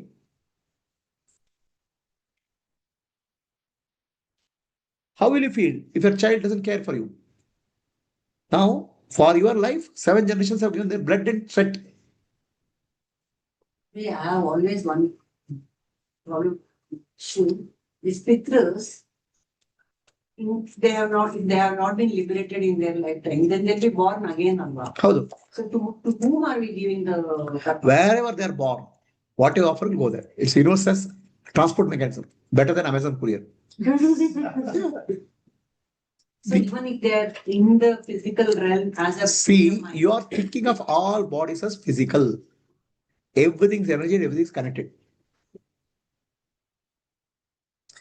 Your physical laws don't apply to energy level. When you do something, it's not a physical offering which goes, it's an energetic offering goes. Energy gets connected to whichever place they are.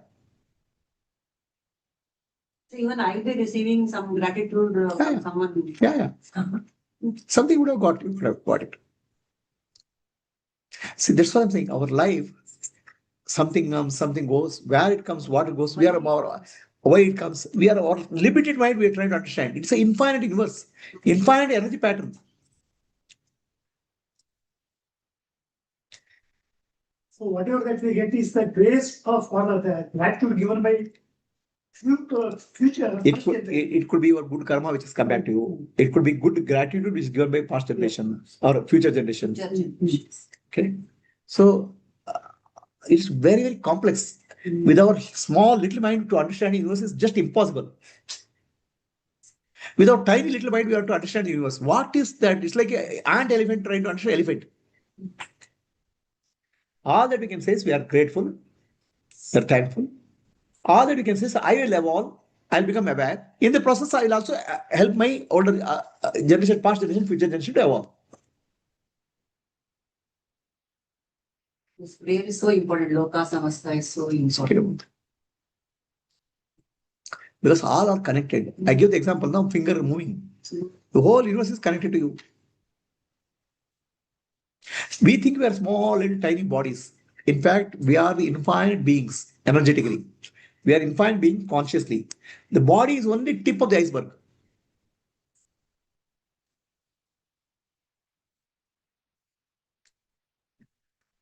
See this movie? Okay, I'll just share.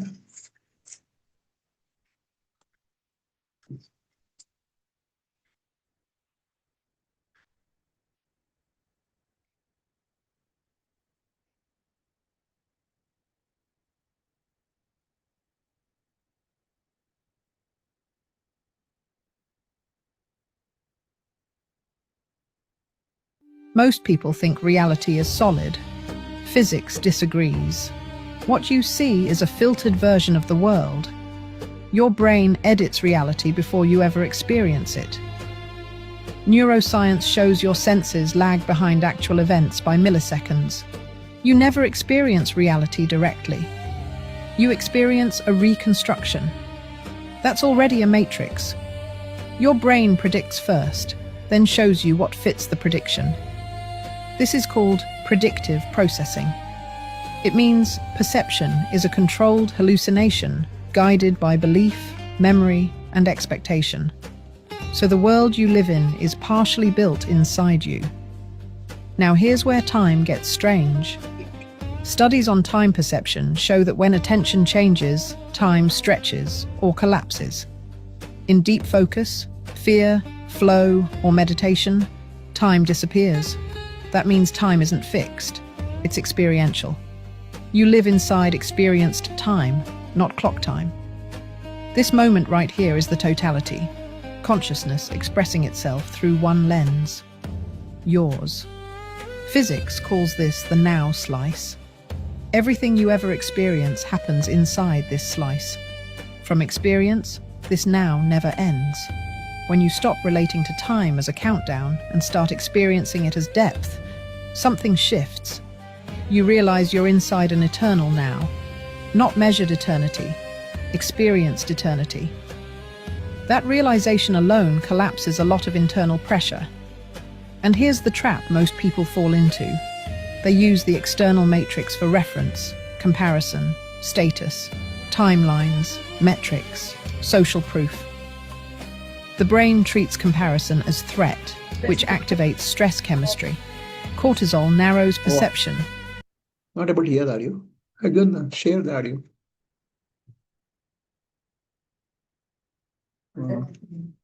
RP, everybody is able to hear the audio on Zoom? Gomat is able to hear. Katyan, you are not able to hear? Katyan, can you check your audio? Or check your ear? Or check your brain? ಕೇಳಿಸುತ್ತೆ ಕೇಳಿಸ್ತದೆ ಅಲ್ಲ Katyan, everybody can able to hear you. Here. So you can tell her the subtitles are repeated. Okay, subtitles are there. You can see that subtitle, Katyan. Okay. Same things.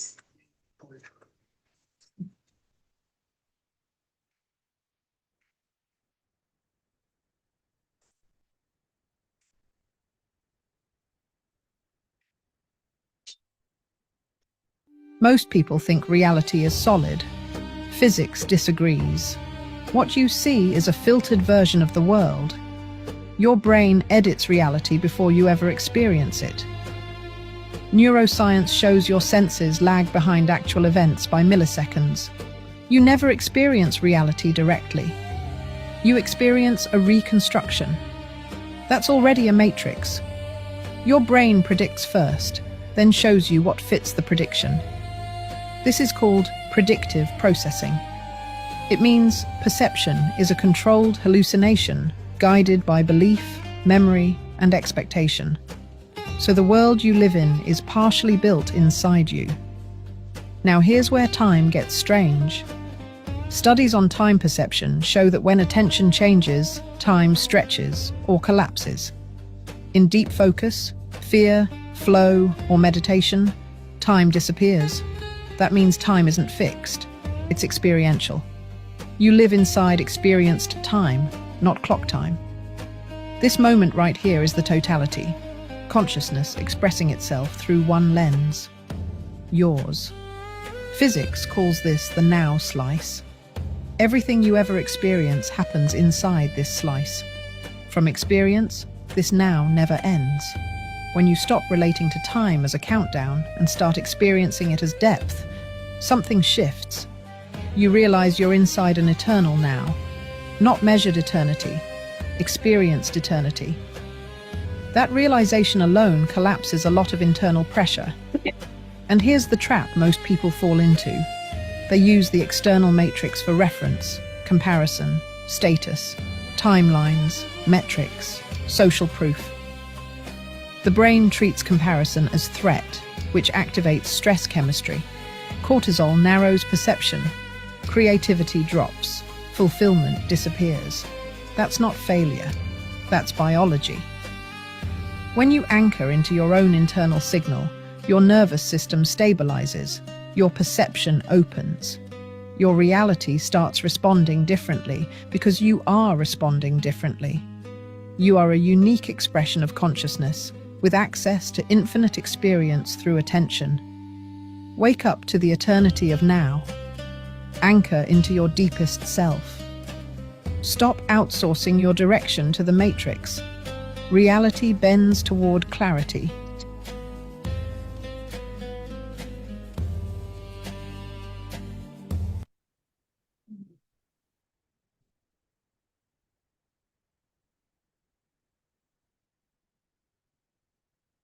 So what do you understand from this? What it means to you? Not just ChatGPT hallucinates, our brain also hallucinates. Or just what ChatGPT has? What it means to you? It is already happening. The brain will try to fix it according to whatever memory is Already, Actually, things are already happening. you are projecting what is in the brain to on the world. It's already predictive in nature. Brain is predictive in nature. Brain is not taking the information and doing something. Brain is superimposing what it's thinking and on the world. This is called Nama Rupa. Yes. Also, okay, you are angry at me. Actually, you're not, you may or may not be angry, but my mind is already projecting it. Predictive behavior. Predictive behavior. Predictive projection. Production. That's why you predicted before the action. Because of that. See, basically, if you want to change experience the world, you have to change what's happening here. This is your world. The world is here. You are projecting the world constantly here. If you're not happy with the world, change it here. This is the way to change the world. I want to change the world, change it here. Is it like a decision already? Yeah. It's a predictive, yeah. Basically, a pre-decision process is going on. If you are able to tackle it and pause it, or create a pause for yourself. Yes. Through awareness, that's exactly I'm going to teach now. Pausing, how to pause, I'm teaching now. Yeah, the crux of the solution. Okay. Yeah. You do that. No, you know, World War. Ramana Maharshi came and asked Ramana Maharshi, what is the world? Saints not stopping the world outside here. There is 2 world wars goes on anytime. External world and internal world. Ramana Maharshi was reading newspaper. World war is happening, second world war is happening. So Ramana Maharshi, the people ask Ramana Maharshi, Maharshi, are you not concerned about the world war? What he should say? I'm going to stop the world war in my mind. It's in the collective consciousness, karmic impressions are playing out. It's like a ocean, river. I told you, everything is a river. Okay? It's a consciousness is playing out. It's karmic impressions. So Ramana Maharshi said, the karma is getting exhausted. Karmic impressions are being playing out. That's what he said. But there's no, another war is not happening. It's inside you. Inside him, there's no war. People, there are 2 wars goes on. One is outside and inside. Which war is more relevant to you? Understand handling the war inside. Then you will be able to handle outside better.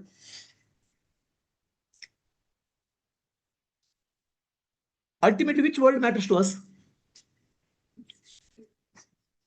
change outside change. I'm saying. So because they only see love and compassion every day. How come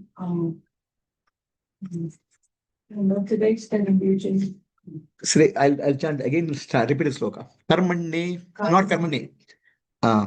Prakrate kriyamanani gune karmani sarvashaha ahankara vimudatma kartaha miti manyate.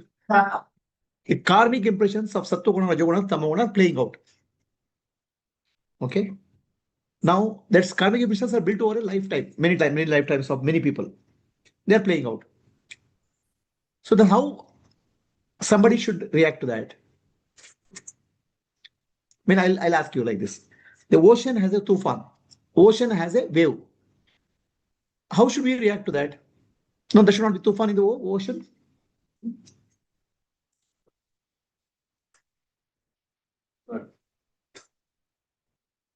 Sentence means like that. No, sentence I'm saying, when I say the world outside, I see the peace only. I see the Prakriti playing out,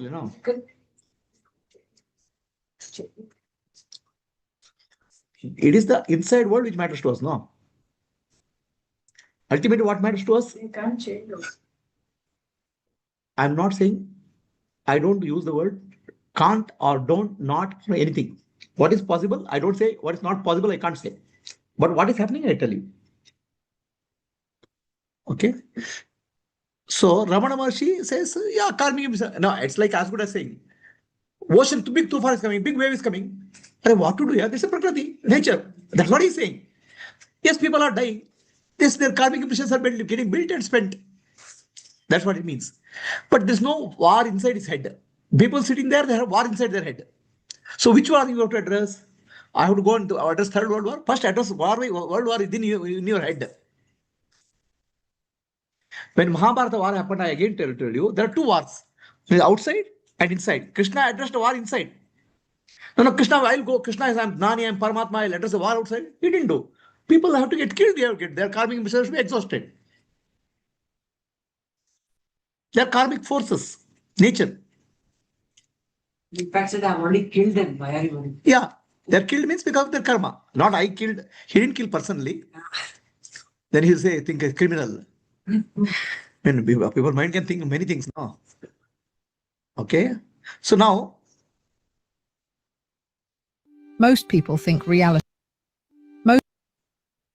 I'll take a term called metacognition. The metacognition in our spiritual language, it's called Sakshi Bhava.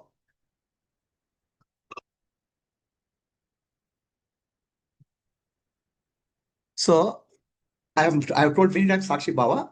If I told in technical English language, I think people will appreciate better. Because people the Westerns have copied from our Sakshi Bhava and they made it a technical name. It looks more jazzy, right?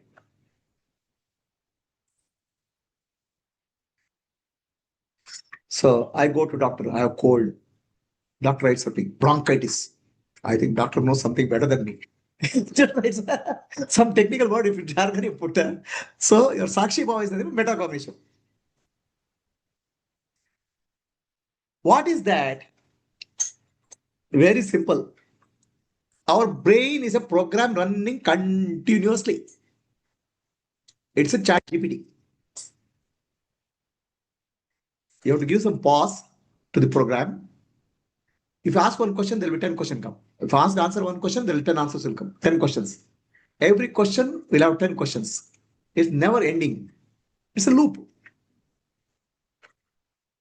You can see, these are loops. It goes on in circles. Whatever answer you give, it appears to be satisfactory. It's not. The only satisfactory is first understand I am not the program. I am Sakshi. I am the witness of the program. It's called metacognition in English, psychiatry terms. What is metacognition? Ability of the brain to be aware of the thinking, feeling, experience happening in the brain. That means one part of the brain, one part of the mind becomes a Sakshi of the other part. So this is what they call as highest intelligence. The highest intelligence is the ability to witness what's happening within the body-mind complex, so that body-mind complex is a program. Become aware of the program. So what you have to do at any point of time, you should be able to ask the question, pause. Instead of continuously churning out, pause. That's why I ask you people to write down in a diary. When you write down in a diary, some pause will happen. Some consciousness will come. Otherwise, you are completely unconscious. Blah, blah, blah, blah, blah, blah, blah, blah, blah, blah, blah. Keep on chatting. The mind keeps on. It's like ChatGPT. One thing is, ChatGPT will never say no answer. Everything, whatever question you ask. So Ask ChatGPT, is the world in danger? ChatGPT will give 100 reasons for world is in danger. No, is world not danger? ChatGPT will give 100 reasons not in danger. Depending on the questions which you ask, the answers will be coming. Then, is there some reality in that answer? What kind of questions you ask will give the answer. This is a ChatGPT sitting in your head. If you say, I'm in trouble, oh, you are in trouble, you are in deep trouble, you'll say. So, am I happy? Yeah, you are happy. What type of questions you are asking? So, at least ask sometime, pause. What am I thinking? Why I am thinking? Who am I? Ramana says, who am I? Question I have added or more, two more. What am I thinking? Why I am thinking? Who am I? What I am thinking? Your question has a pattern. If you ask 100 times, I can guarantee you 100 times the same pattern repeat. It's a program. The question may appear to be different. Your life, you take a pattern, that pattern will keep on repeating a program. Have you recognized your program? Have you understood what program I am running mechanically? This is the purpose of your diary. How many people have been able to recognize some program in your life? With the diary? Pattern? Once you recognize the pattern, you'll be able to come out. If you don't recognize the pattern, you're stuck. The purpose of Swadhyaya diary is to come out, help you to come out of the pattern. Are you using it effectively? Month after month, day after day, you keep on repeating same pattern.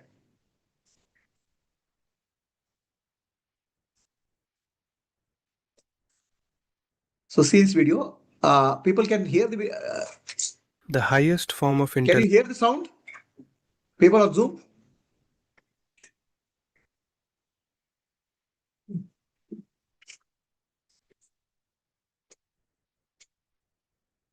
Okay, so they can hear you.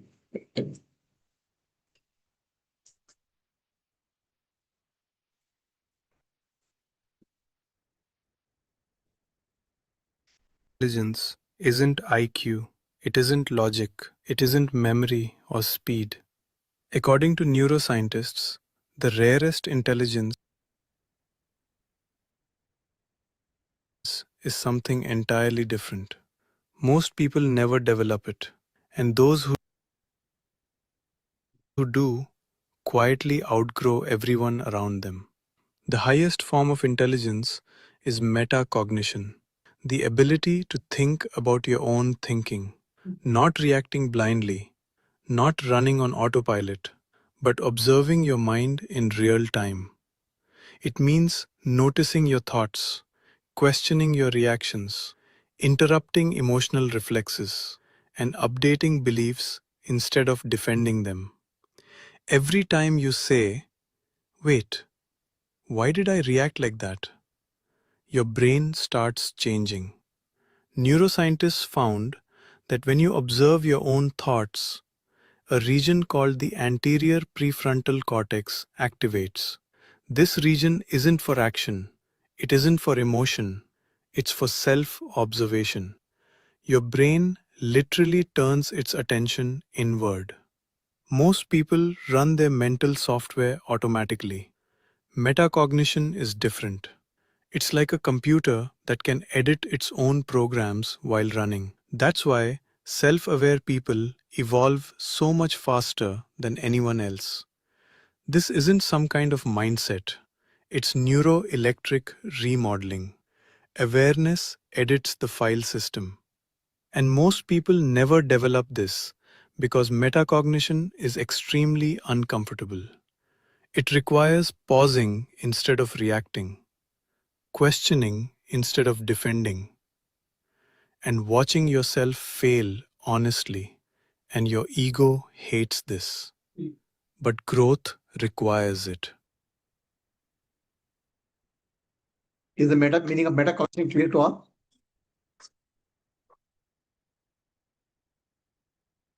Gayatri? Understood? So one part of the brain able to observe the other part of the brain activity. That means equivalent of in your program, ChatGPT or something, you put a pause to see what your answers are coming. Otherwise, you hallucinate.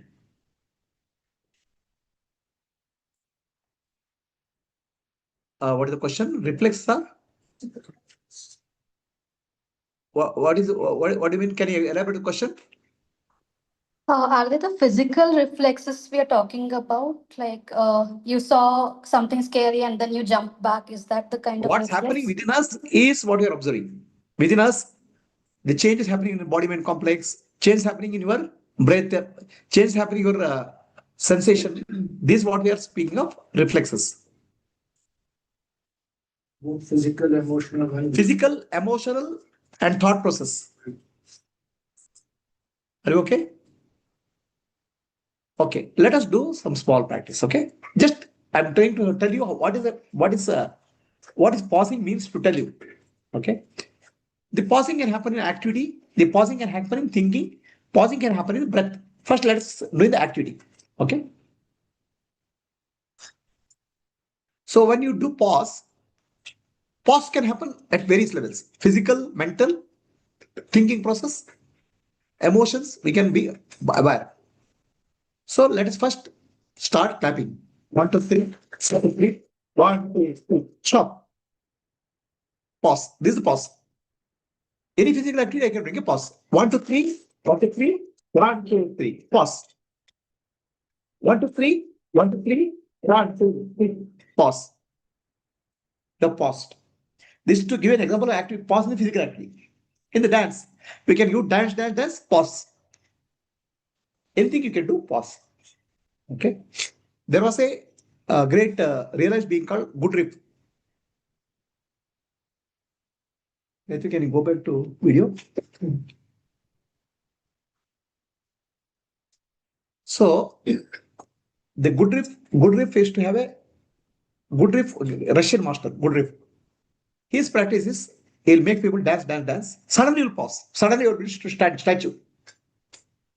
Okay. You can pause at any point of time. So you have to learn pause physically, mentally, and intellectually. That's the key. Right? So let us start. Jump. Get up.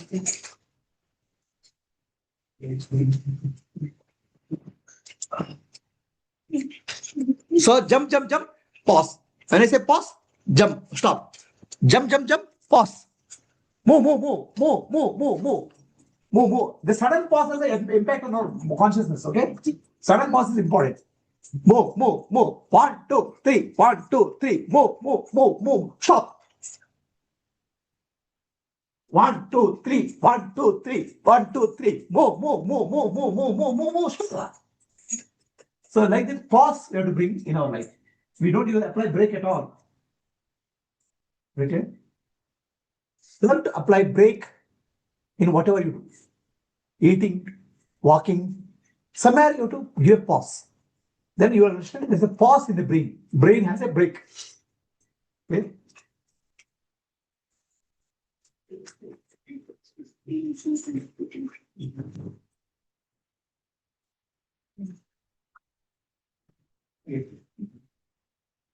Karate suddenly pause. And the person then throw out the. Yeah, like it's go home. I can't do the past of yeah. So this is very beautiful. Step to know. Again, the Sarate take on. So that's physical activity, pause I said. Anytime you give a pause. When you give a pause, you are giving a rest to the brain. Okay.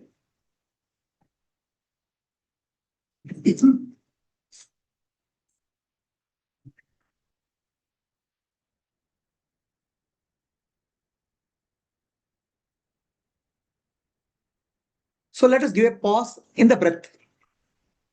Okay.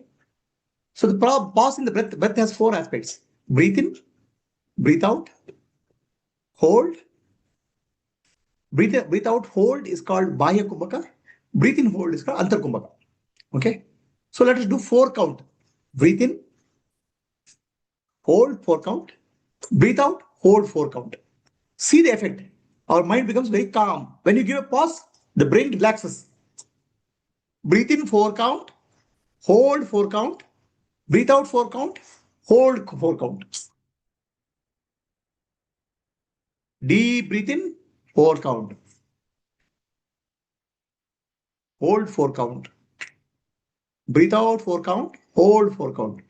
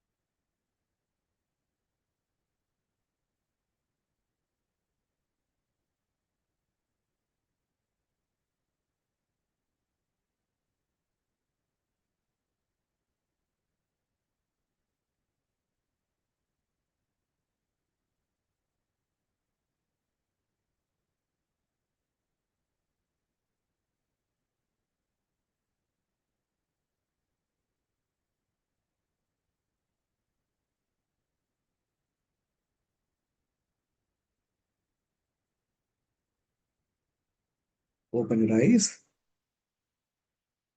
What happened when you give a pause?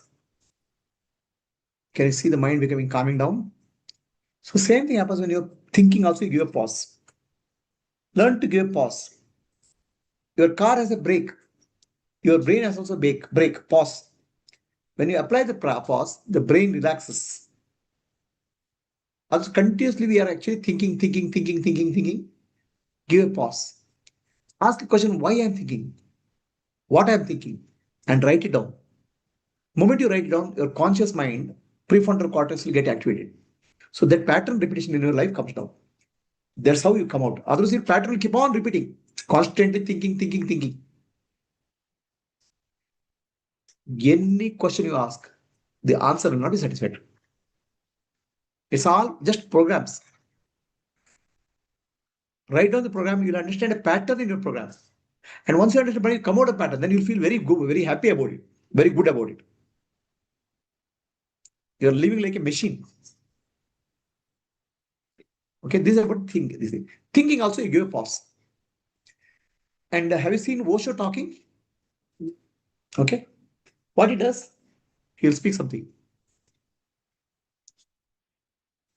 There's a great being. He looks at his hand. Actually, he's giving a pause. Or he looks at a sky, space. Then we'll continue. That pause is very important. We are running our brain without a break.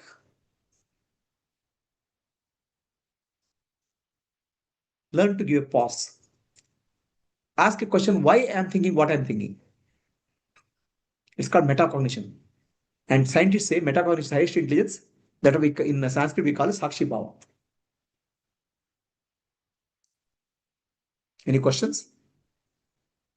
Guruji, when prefrontal cortex gets used for this process, doesn't it consume a lot of energy compared to our No, autopilot? the energy gets consumed.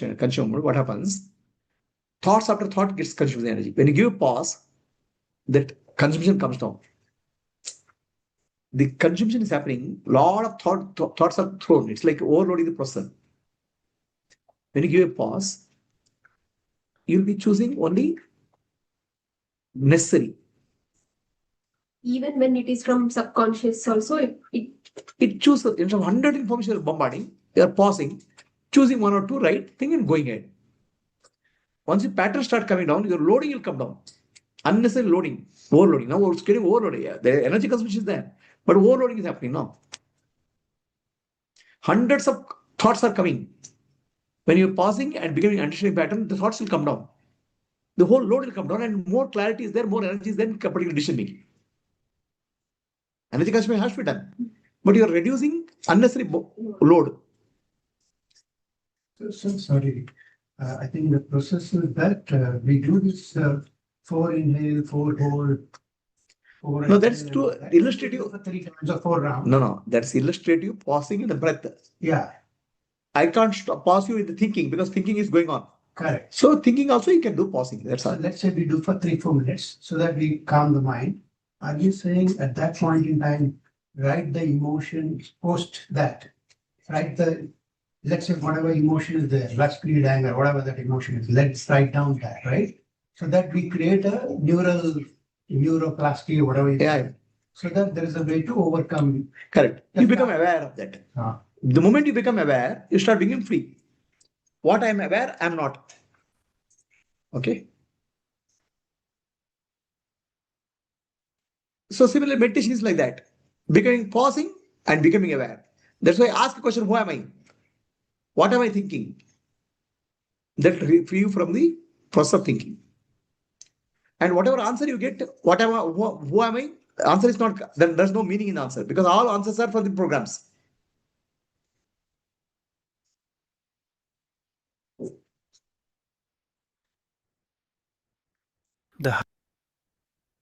So pause between breath, between thoughts, between action. Pause between the thoughts, what you do, take some time to write down. Then what happens? There's a gap.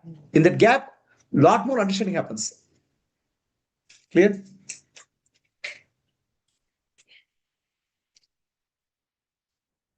So let's come to stress. What is stress according to you?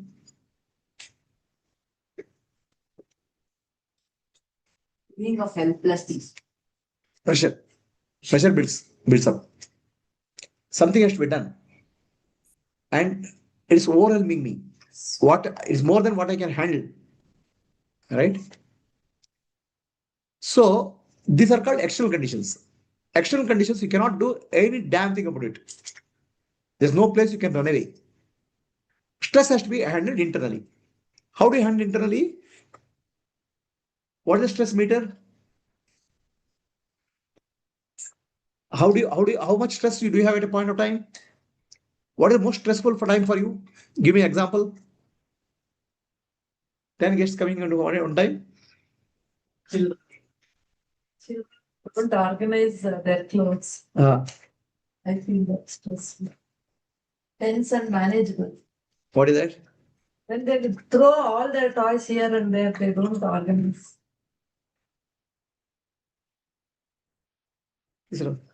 It's manageable, but I get tense. So, what is the tense scale, stress scale? Who has maximum stress scale here?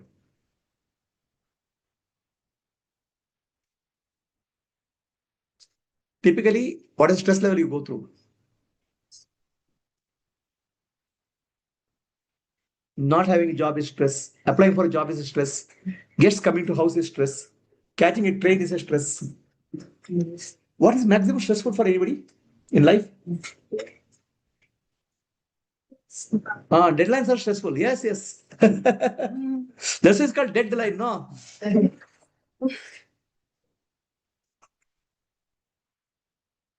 You have emotional stress. Okay? You have physical stress. Lot of different types of stress we face. We cannot avoid what to do. We are living in the world, we have to avoid. How to face the stress is to understand the stress. There is a nerve in our body called vagus nerve. It's called front sushumna. It runs from our genital all the way up to brain. This can operate in two modes. Okay, sympathetic or parasympathetic. Parasympathetic, para means parachute. You can think of parachute. It'll slow down. Sympathetic means activate, high. So what happens when there's a stress? Hypothalamus gets activated. So when you see a situation, our amygdala will start firing alarm. Bomb, bomb, bomb, bomb will start. Then it will activate hypothalamus. Hypothalamus will activate pituitary gland, which activates the adrenal gland. Adrenal gland will secrete a hormone called cortisol. Then your heartbeat will increase, butterflies will be there in the stomach, okay, sweating will be there, then headache will start. So all these things will start. Stress response in the body. So the trigger is like this. How do you handle this stress? You cannot handle stress outside. You have to anyway handle, no choice. But internally you can reduce the stress by the deep breathing, 10 round breathing I have taught you people. Remember? 4, 7, 8. I'll not repeat it again because there's no time. By that, your cortisol level will come down. Stress has to be handled internally, not externally. Externally, anyway, you have to do, no choice. At least you can save yourself from the negative impact of the hormones in the body.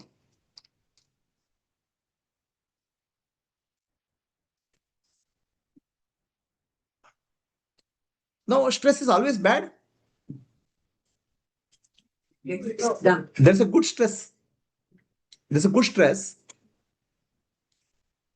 The cortisol is a stress hormone. Too much of cortisol is a problem. Too little cortisol is a problem. A balance is required. Like a musical instrument, a string, too tight, it won't do. Too loose, it won't work. So this is actually what we call as, there is a skills in our life and there are challenges in life. Okay. What I call as skills and challenges. If challenge is too high, skill is too low, then what happens? Lot of anxiety. The anxiety is this one. Your skills to handle is less, but challenge is high. On the other hand, your challenge is low and skill is high. Then it's called boredom. So you understand the difference between boredom and anxiety. They're opposite spectrum. Challenge is high, skill is low, it's called anxiety. And challenge is low, skill is high, is called boredom. Example.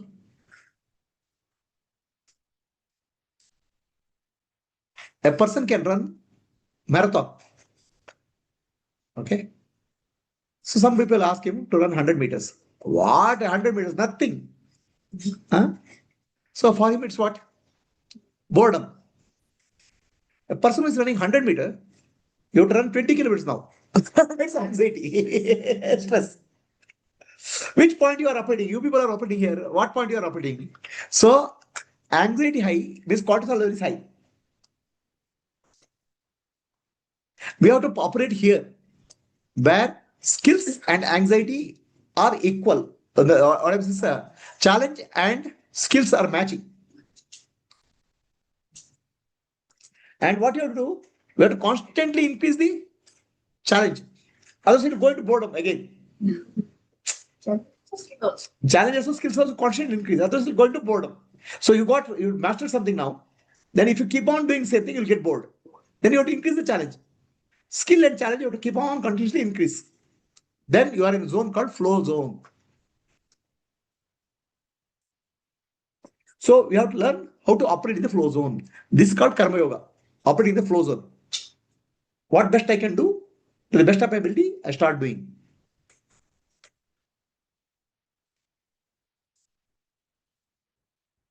So the breath I have told, the calm breath. 4, 7, 8 breathing. 4, 7, 8. Yeah. So now last topic I'll take: procrastination, boredom, and thought chain. Any of you problem? Thought chain. Procrastination is there, boredom is there, and thought chain is there. And what is the cause of this? There's a hormone called dopamine in our body. Dopamine is joyful hormone. You know what dopamine does? Dopamine is a reward. Okay. If I do this, I'll be happy. That motivation is given by dopamine. Okay. Now what we do, we try to get happiness by simpler ways, easier ways, by browsing shorts. And every time when you do small browsing, a small amount of dopamine is released in the body. Okay. Then what are you doing? You're training your brain. You can be happy easily by browsing. Then give a difficult job for him, he will not do. Why brain will do? Tell me. So brain will say, I can get my happiness by doing browsing. Why should I go and study something? He'll find an easier path. There is designed for finding easier path also. It'll avoid difficult challenges. See, the more people get addicted to all this browsing and all, they can't take any complex jobs. Okay. I laugh at, I feel bad for the new generation. In our generation, everything, the browsing was not there, all this thing. Anything we have to do, a lot of hard work has to go. Then dopamine will be there for that hard work. Now, you are getting easy. Your brain will bypass hard work. Brain will not do that. In the process, information, we used to go to the library to get the details. Yes. How much tension and how much travel you have to do to get one small piece of information. You don't know who has the information. You go and talk to this fellow, that fellow. Now, okay, in the process, what happened? You are creating dopamine. Okay. Now, what is the effect of dopamine? It's a reward hormone. Now, the brain will say, I need more dopamine. Browsing also becomes boredom. I want more dopamine. So brain starts demanding more and more. It's like it's like alcoholic. Brain becomes alcoholic. This thing addicted to dopamine. Okay. So for a small amount of work, you need more dopamine now. Then the person says, I am bored. The person has no life because the enough dopamine is not generated.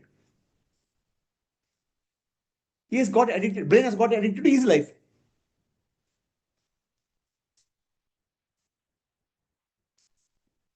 Understand? So brain does not do. Why brain will do hard work? Brain will say, yeah, I want to get, ultimately brain's reward. Like for me, salary is the reward. For brain, dopamine is the reward. I'm able to get dopamine now. Why should I go do something? Why should I walk? Why should I do gym? It'll compare gym with the Netflix watching. Okay? I get the same dopamine now. And it'll start demanding more and more dopamine also. But same amount of work. Then more and more life gets bored. People say bored means the dopamine is not getting generated.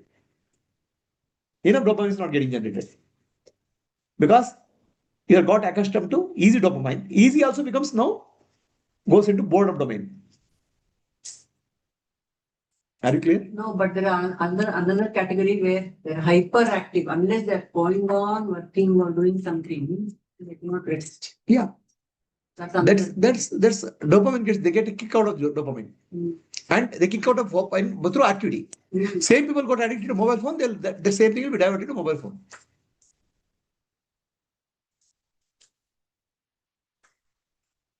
Right? So dopamine is stressful. But dopamine actually causes you either become lazy, get addicted, or hyper. People go on talking. You know why? The talking gives them dopamine high.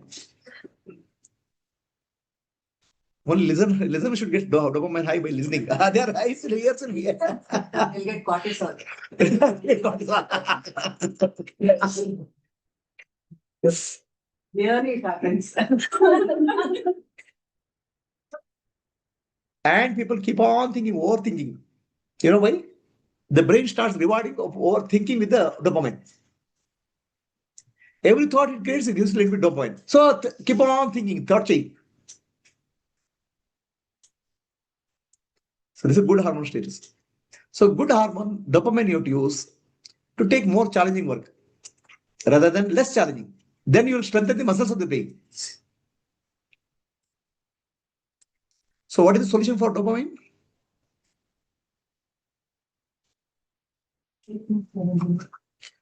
you have to don't go for easy work. Easy means simple browsing, watching movie and all. You get a dopamine. But in the process, your muscles of the brain will weaken. Do some real work, hard work. And why do you do procrastination now? Because it's hard. Because you are getting easy dopamine. I want to do something. Yeah, a little bit browsing, no. Okay. I am doing postpone tomorrow. Day after tomorrow. Okay. So why?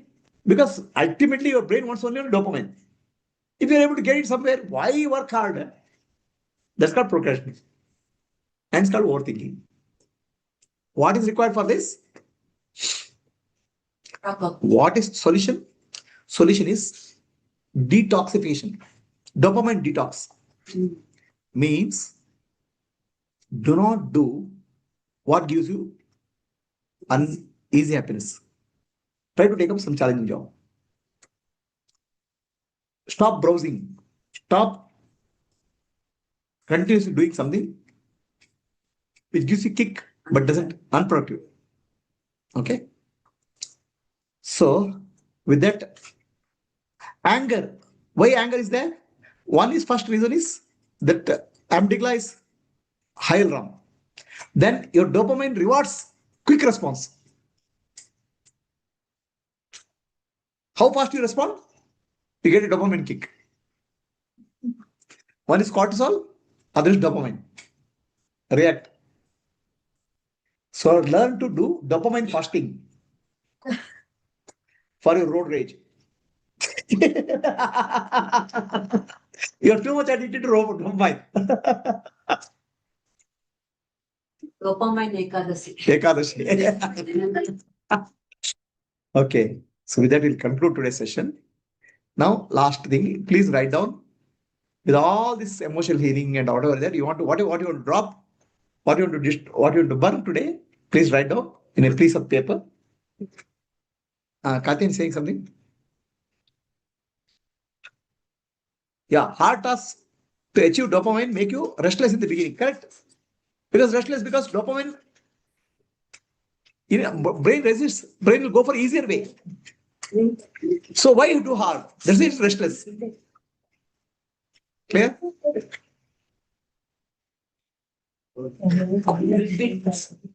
No, my daughter is saying, if I have to take a hard task to get dopamine, brain becomes restless.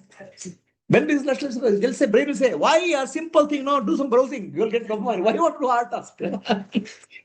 Mind will not be able to focus. I want to study. Why study? Or Netflix you see, no, you'll get dopamine. No, ultimately, what the brain's reward is not dopamine. For you, study or Netflix. For brain is only one thing, dopamine. Drop. How will you drop dopamine? If you drop dopamine, there's no interest in life. To come here, some dopamine has to trigger. Otherwise, you won't come. Dopamine is a reward hormone. Okay. So your last chance to get rid of whatever you don't want. Vaishali has given a big list to me. Before going, she was not able to enter the class, but she has made sure that she has given Dawal. Yeah. Okay. Dawal has come for that. Please follow about me coming, but she's like, for this.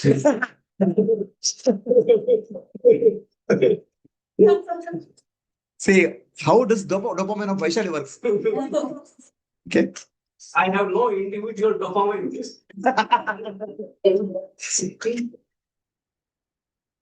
Yeah, the Karthik is asking, are we do digital burning? Yeah, we are not doing digital burning. We are actually burning our brain.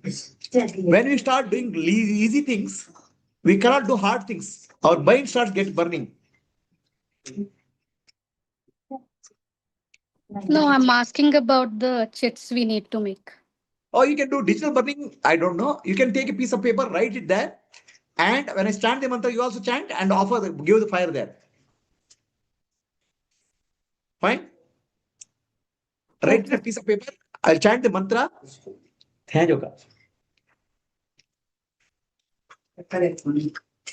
So this is your last chance to get it off.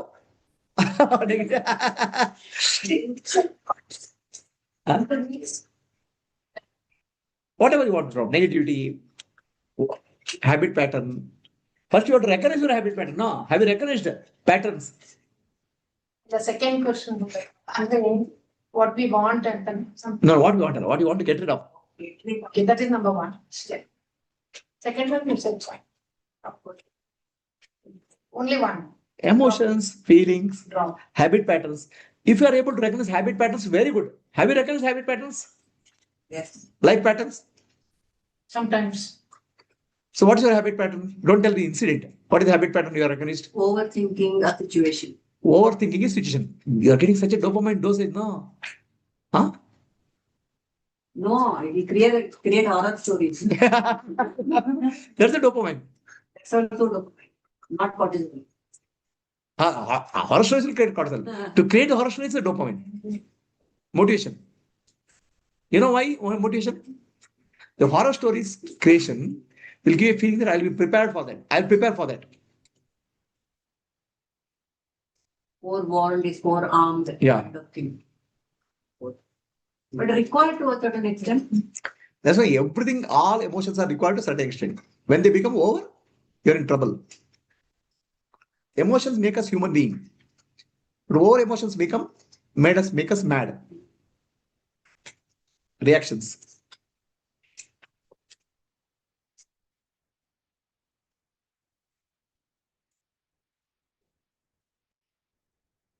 I want to know what here. Akshat, what do you have written?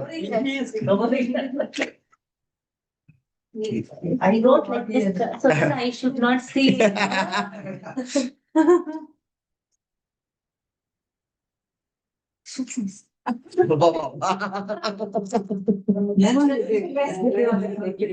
Munjal read, okay? He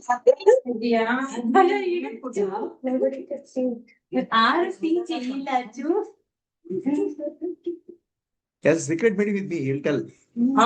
Every time when he comes, he has a secret meeting with me.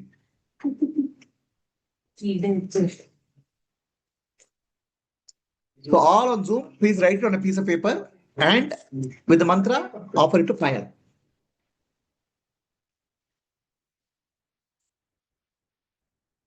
Some are still writing.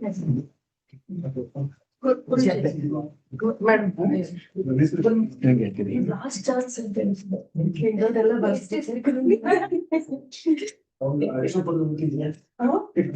Anybody wants to Ramanama Japa book? We have Japa book to write Ramanama. What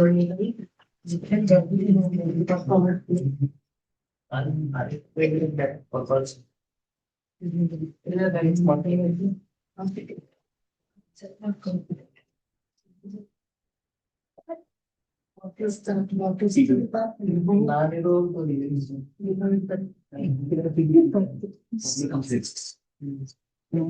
So everybody is done? Last chance, last chance, last chance.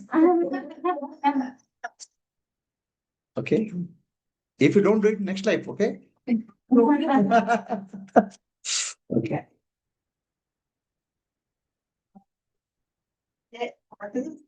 Writing down. Next thing in hallucination. No, so I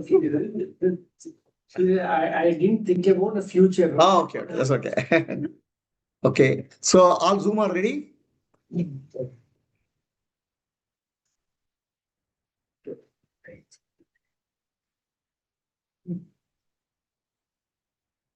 अग्निमीळे पुरोहितं होतारं रत्नदातवम् अग्निमीळे पुरोहितं होतारं रत्नदातवम् अग्निमीळे पुरोहितं होतारं रत्नदातवम्. Hey Agnideva, we offer all our negativities, all our emotional disturbances. Please accept them, burn them, free me from all these disturbances. Make my mind calm and peaceful. Agnidevaya Swaha. Agnidevaya Swaha. Agnidevaya Swaha.